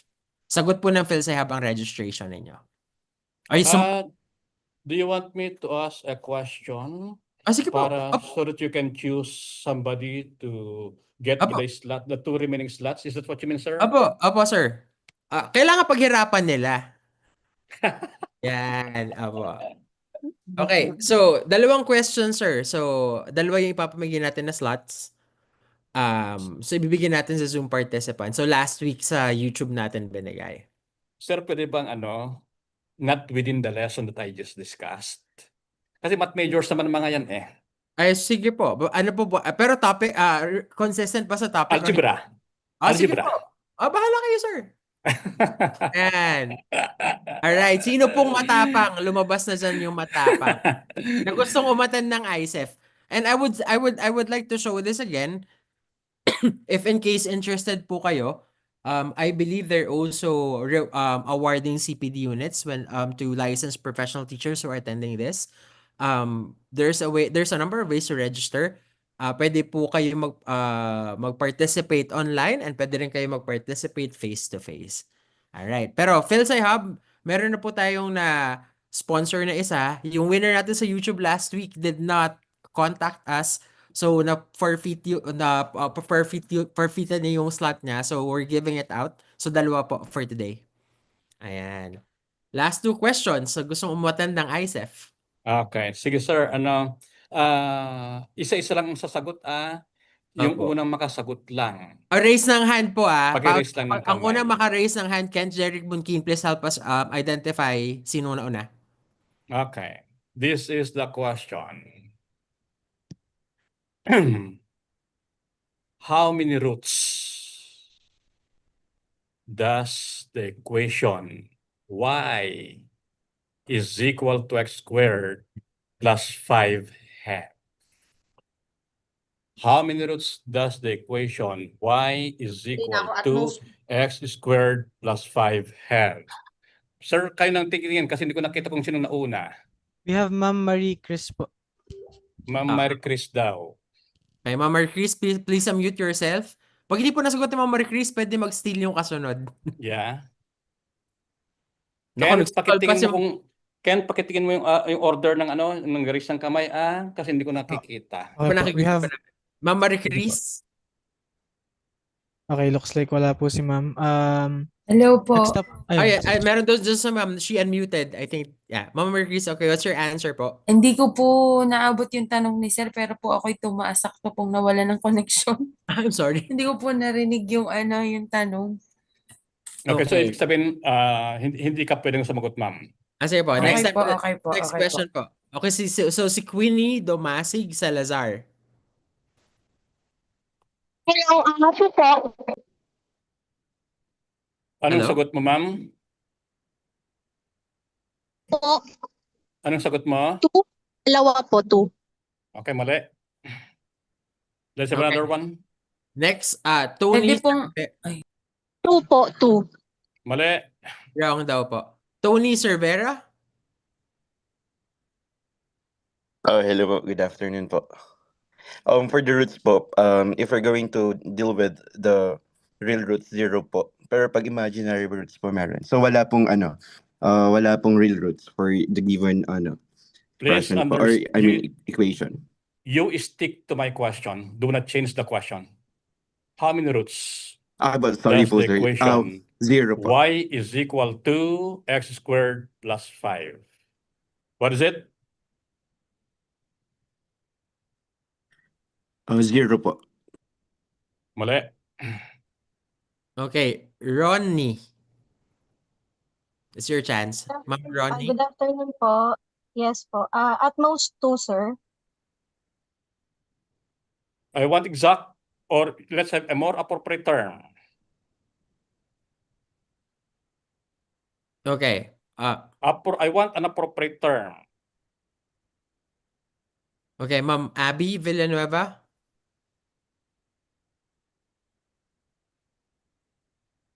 Ma'am Abby Abby, Villanueva.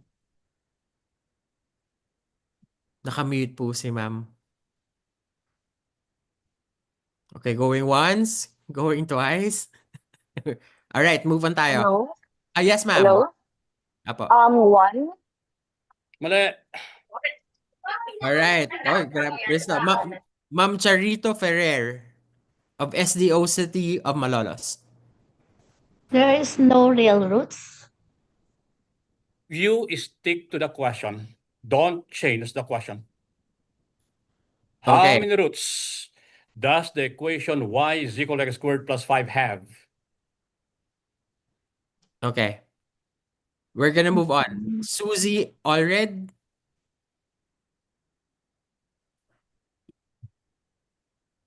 Susie Allred.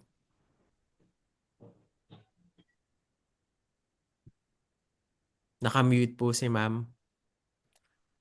Okay, how about Ma'am Erica? Erica? 0 real roots and 2 complex roots. Don't change the question.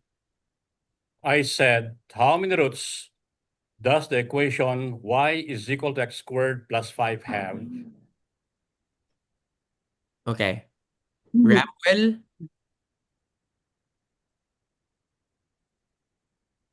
Ramwell? Hello po, good morning po. I believe po there's 2 imaginary roots po for the question of sir. Alam nyo, ang gulo ng utak nyo. Sir, may I speak? Ang gulo ng Sir? utak nyo. Hindi naintindihan. Sir, pwede po sumagot, sir. That only shows that you lack understanding about quadratic functions. Sir, pwede bang sumagot? My goodness Sir, kayo. pwede po sumagot, sir. Okay. Okay, Pwede wait. sumagot? Okay, let's work let's work it out. Sir, Sir Raymond Bonoan po. Sir Raymond Yes, Bonoan sir. raise his hand first. Sir Raymond? Ano po, sir, infinitely many roots since it is a function, it is an equation of 2 variables. So, by definition of roots is values ng variable that will make the equation infinite of function that is infinitely many roots, which can be represented by the graph of that equation. And that is a parabola. Tama? Yes, sir. Yes, sir. So, Yes, sir. do you agree? Do you agree that every point on that parabola is a solution of the equation? Yes po. Yes, sir. Yes, sir. Okay. So that's in All points represented by ordered pair on the parabola are roots of the given equation. Yes, sir. All real numbers, sir. Iba naman yung zeros. Iba yung zeros. Okay. Okay. So si Sir Raymond, please contact Sir Raymond, please contact Ken Jeric Buntin and provide them with your information. Alright. So okay ba Sir Wilmer? Yeah. Okay. Raymond deserves it. Okay. Okay, one more question. Okay. You write this. Okay, may we ask for people po to mute their devices for now? Okay. You write this in your paper. Describe the graphical solution of ax squared plus bx plus c is less than 0 if the discriminant of the trinomial is 0 and a is greater than 0. I repeat, describe the graphical solution of ax squared plus bx plus c as less than 0 when the discriminant of the trinomial is equal to 0 and a is greater than 0.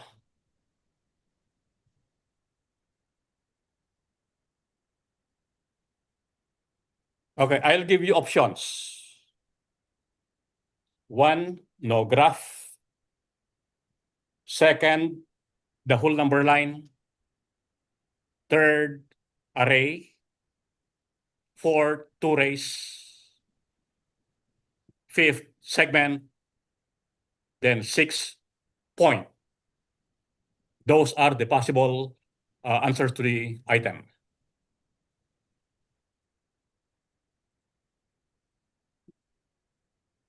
O, may nag-raise ng kamay. We have Sir Adrian de la Cruz po. Sir, Go. Hello po. Rinig po ako? Yes. Opo. 2 rays. Opo. Good morning Mali. po. My answer po is no Hanggang, graph. sir, ano? Sige. Yan. Sino nagbigay ng no graph? Yeah. I'm Sir Sino Adrian de la nagbigay? Cruz from SD Ocupan City.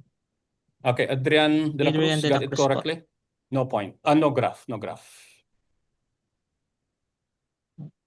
May I explain po ba? I-explain po. Okay, if you want to explain that, go. Okay. If let's say if the discriminant is 0, then the Sandali. quadratic Sige, expression go. must be perfect square. Must be perfect square. So if it is perfect square, Adrian. Yes po. Make Yes your po. statements accurate. Sinabi mo Yes po. that if the discriminant of the quadratic expression is 0, the expression is a perfect Then square it is a trinomial. perfect square trinomial. Yes po. That's And then we can write sometimes. this as square Wait of ka, makinig binomial. ka. Yes po. It is not always PST. That is just sometimes. Example. Yes. If I have negative x squared plus 2x minus 1. Okay, you write that in your paper. Yes po. Negative x squared plus 2x Yes po. minus 1. Compute for the discriminant. It is 0. Yes po. Is Thank you, sir. that a PST? No po. Oh, yan. Kaya ingatan mong sinasabi mo. No. Ingatan mo Yes po. sinasabi mo. Thank you po, sir. Yes po. Thank you po, sir, sa correction. Okay, go. Sige, tuloy mo. So, sa example lang po na perfect square po yung quadratic Sige. Kunwari quadratic lang. expression po. Sample lang po. We can write this as square of binomial, and the square of binomial is always positive po. And since the expression, the quadratic inequality is given as ax squared plus bx plus c less than 0, then it magiging false po siya kasi less than 0. Let's say 2x plus 3 quantities is less than 0. Magiging false po siya kasi it should be greater than 0 po instead of less than 0. Okay, kung greater than 0 yon, ano maging graph? Kung greater than 0 po, I think ano maging graph? yung buong line po, yung buo. Hindi pwede. I mean, ano po yun? Hindi po pwede.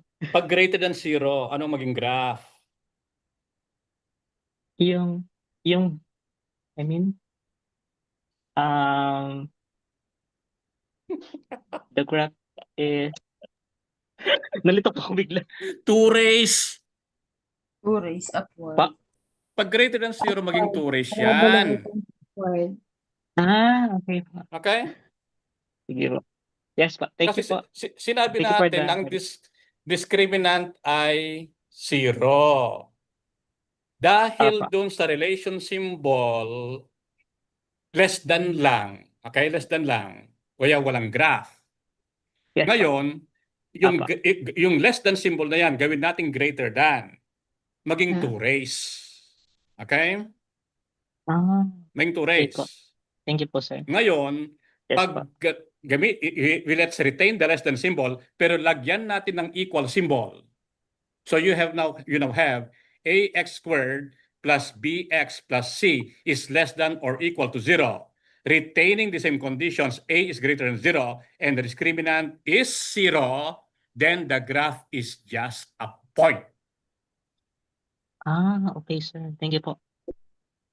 Thank you po. Not That's one, included ko na po pala yung ano.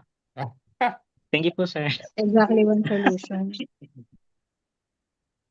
Okay, Sir Jeff, okay Thank na you very much, si sir. Adrian. Okay siya. Yes. Thank you po, sir.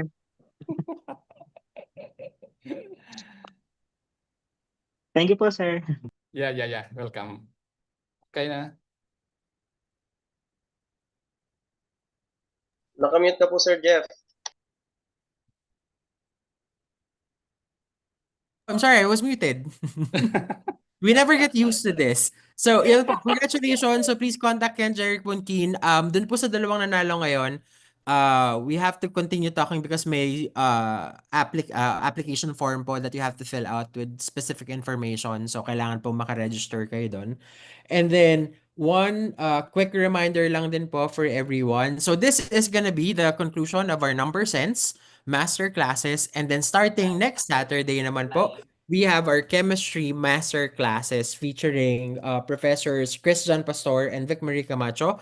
Ito naman po pag nakompleto nyo, 6 CPD units naman. So, August 30th, yung first session, and then September 13th and 20th. Meron lang kayong gap ng 1 week between the two sessions. Alright. And then, before po namin, i-roll out na namin yung link sa ating post-test.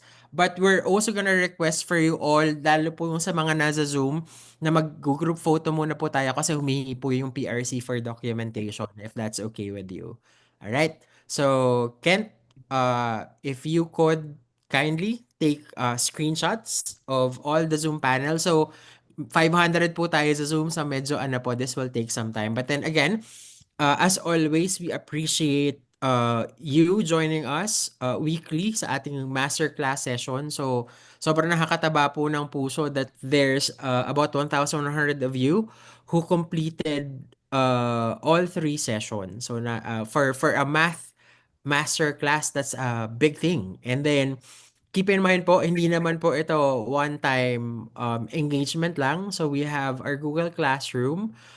The intent of that is not just for us to roll out materials to all of you, but that's to continue engaging with yung community na meron po tayo. So, kapag po may mga materials na gustong i-share si Sir Wilmer, makakaasa po kayo, makakarating po yun sa inyo via the Google Classrooms. Kent, have you been taking screenshots already? Oh, yes po. Wait lang po. Medyo mabagal na po yung laptop. Okay, alright. So, okay. Na-enjoy niyo po ba? Kasi ang dalawa po yung ating instructor sa Math Masterclass. I have to say, yun pong nauna natin si Professor Macagne ay nagpapa-squid game. Ito naman pong si Sir Wilmer ay iba naman po ang kanya, atake po. So it's quite refreshing. Naalala ko yung mga professors ko sa UP. Lokohan lang to, sir. Oh, yeah. Hindi, pero it's actually good po. Ako po, as a scientist myself, I truly enjoy it when I see leaders din naman po sa education na medyo binabali yung pagkaintindi ng karamihan po sa atin. It's always very important to know that, to scene set and kumbaga makapag-level set po tayo para klaro yung understanding. Sinusundan ko po yung pagtuturo niyo, sir. Sabi ko, ang conclusion ko from experiencing yung teaching mo is kapag na-master niyo yung approach ni Sir Wilmer, kahit po bali-baliktarin nyo na yan, perfect kayo lagi sa exams. Yeah. Yan. It's essential learning by heart. And gustong-gusto ko po yung sinimulan niya that he called out yung typical na definitions sa books na hindi necessarily always true. Ayan. At eto, ang pinakagusto ko pong comment, Sir Wilmer, ang sabi po nila, ano po to, Masterclass in Reading Comprehension with some math. Sabi nilang ganyan. Actually, It's sir, very important. I always emphasize correct grammar here kasi algebra is the language of math. I believe that algebra is the language of math. In geometry, there's algebra. In statistics, there's algebra. And all other branches of mathematics, there is algebra. And I have That's to say with, why you need to combine comprehension in both English phrases and then symbolic phrases. And yun pong comprehension and yung thought processes that you develop in algebra will enable you to solve the most complex problems in the sciences. Ayun po. So ano po yan, may yung cascade po ng effects niyan. Though hindi man maging math majors, lahat ng students nyo, yun pong thought processes that they develop from pag-aaral nitong concept na to, transferable po yung skills na yun. Alright. Okay. So, Kent, have you actually shared the post-test links already? Wait lang po. Nagtitype pa po ako ng screenshots. Okay. So, okay, we're sharing yung post-test link po. Make sure po, okay, we are keeping that post-test open an hour. So anong oras na po ba dyan? Mag-aalauna na hanggang 2:00 ng hapon. Hanggang 2:00 ng hapon until 2 p.m. in the Philippines, we're keeping it open. Please make sure that you fill out the post-test and the evaluation form. Isa lang naman po iyan. And that will serve as your attendance check sa dulo po nitong session. Alright, and then, reminder lang po for everyone, please make sure that you double check the accuracy of the information that you put into the form kasi kung ano po yun nandyan, yun po yung gagamitin namin sa documentation and for applying for your CPD unit. So, double check.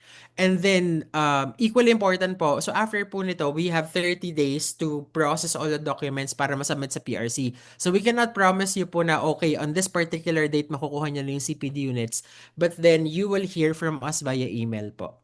Alright? Okay. Make sure po before you dial out of Zoom or ng ating YouTube live session po, you grab the post test link. Nandun na din po yung evaluation form. All right. Sir Wilmer, I personally enjoyed your class. Nakakabuhay po ng dugo. I bet wala pong nakatulog. And I bet nagpapasalamat rin yung mga nasa YouTube, hindi sila natatawag. Alright. Okay. Muli, maraming salamat po sa inyo. And ito po, by the way, ang first of 4 clusters ng master classes. So after po nito, meron po tayong, I believe, geometry. Meron din po yata tayong cluster, Sir Wilmer, on algebra. And then meron po tayo on data and probability. So 3 po yun na clusters, tigagatlo pa po yun. So ito po, kumbaga itong topic ni Sir Wilmer, it's just like yung kumbaga warm up lang para dun sa algebra masterclass. Yes sir, tama. The dates have not yet been finalized. And I believe Sir Wilmer, magtuturo ka rin dun sa algebra. Tama po ba? Akin lahat yun sir, akin lahat. Ayun, ay nako, meron pa po kayong 3, Sir Wilmer. Papakiwin niya lahat ng algebra. Can't wait daw si Sir Christian. Alright. Okay. So, I apologize po kung medyo mukhang na-enjoy naman po ninyo. Kahit po medyo naka-overlap kami sa inyong tanghalian, I'm hoping na kapag ganito naman po, habang nagtuturo si Sir, kuha lang kayo ng snacks nyo dyan. And yun po, as soon as ma-finalize po natin yung dates ng ating Algebra Masterclass, we'll make an announcement po sa PhilSci Hub website and then sa PhilSci Hub Facebook page. Alright. Okay, so with that, we would like to thank all of you. Sir Wilmer, maraming salamat po. Nako, hindi na ako makahintay para sa ating algebra sessions. Ayan. Humanda po kayo. O maghanda kayo. Mag-review na rin kayo. Kasi ano yun, mapa-fine tune ng inyong algebra expertise with Sir Wilmer. Okay. So with that, maraming salamat po sa inyo and kita-kits po uli sa susunod na master classes. Alright. Okay, Make sure to grab the post link. Okay? Thank you, Sir Wilmer. Thank you. Thank you to everyone. Thank you. Bye-bye. Alright. Thank you. Thank you po. Salamat po, sir. Yeah. Salamat po. Thank you po. Yeah, we're giving you 2 minutes para mag-dial. Thank you, sir. Thank you. Grab the post link. God bless po. Alright. Magtatanghalian na si Sir Hello, Wilbert. sir. Thank you po. Alright, thank you everyone. Ingat po kayo. Sir, good afternoon po. Thank you po. Sir? Yes. Be ungrateful Sir, good po. afternoon Thank you. Ay, no problem po. Sir, Marami pa po tayong mga Sir, kasunod. paano po makokontak po si Sir Ken Bungkin po? He's actually on the Zoom call. You can message him. Sa Zoom na lang po. Puntin po pangalan ko right sa Zoom. now. Or message us po on the PhilSci Hub page. Ayan po. Sige po. We will check Thank out you po, po sir. yung Okay, thank you. Thank you po, sir. Thank you. Thank you po. Po, sir. Good And we have afternoon Sir po. JP Onya from Finland. Gumising na maaga po para sa inyo. Thank you po. Okay, thank you so much everyone. Ingat po kayo. Good afternoon po, sir. Yes po. Pwede po magtanong? Yes po. Nag-message po ako sa email kung pwede po pa-edit yung pangalan ko sa certificate. Apo, siguro po, si Sir JP po and I will check it. Anong pong pangalan niyo, ma'am? Rebecca Cagas po dapat. Apo.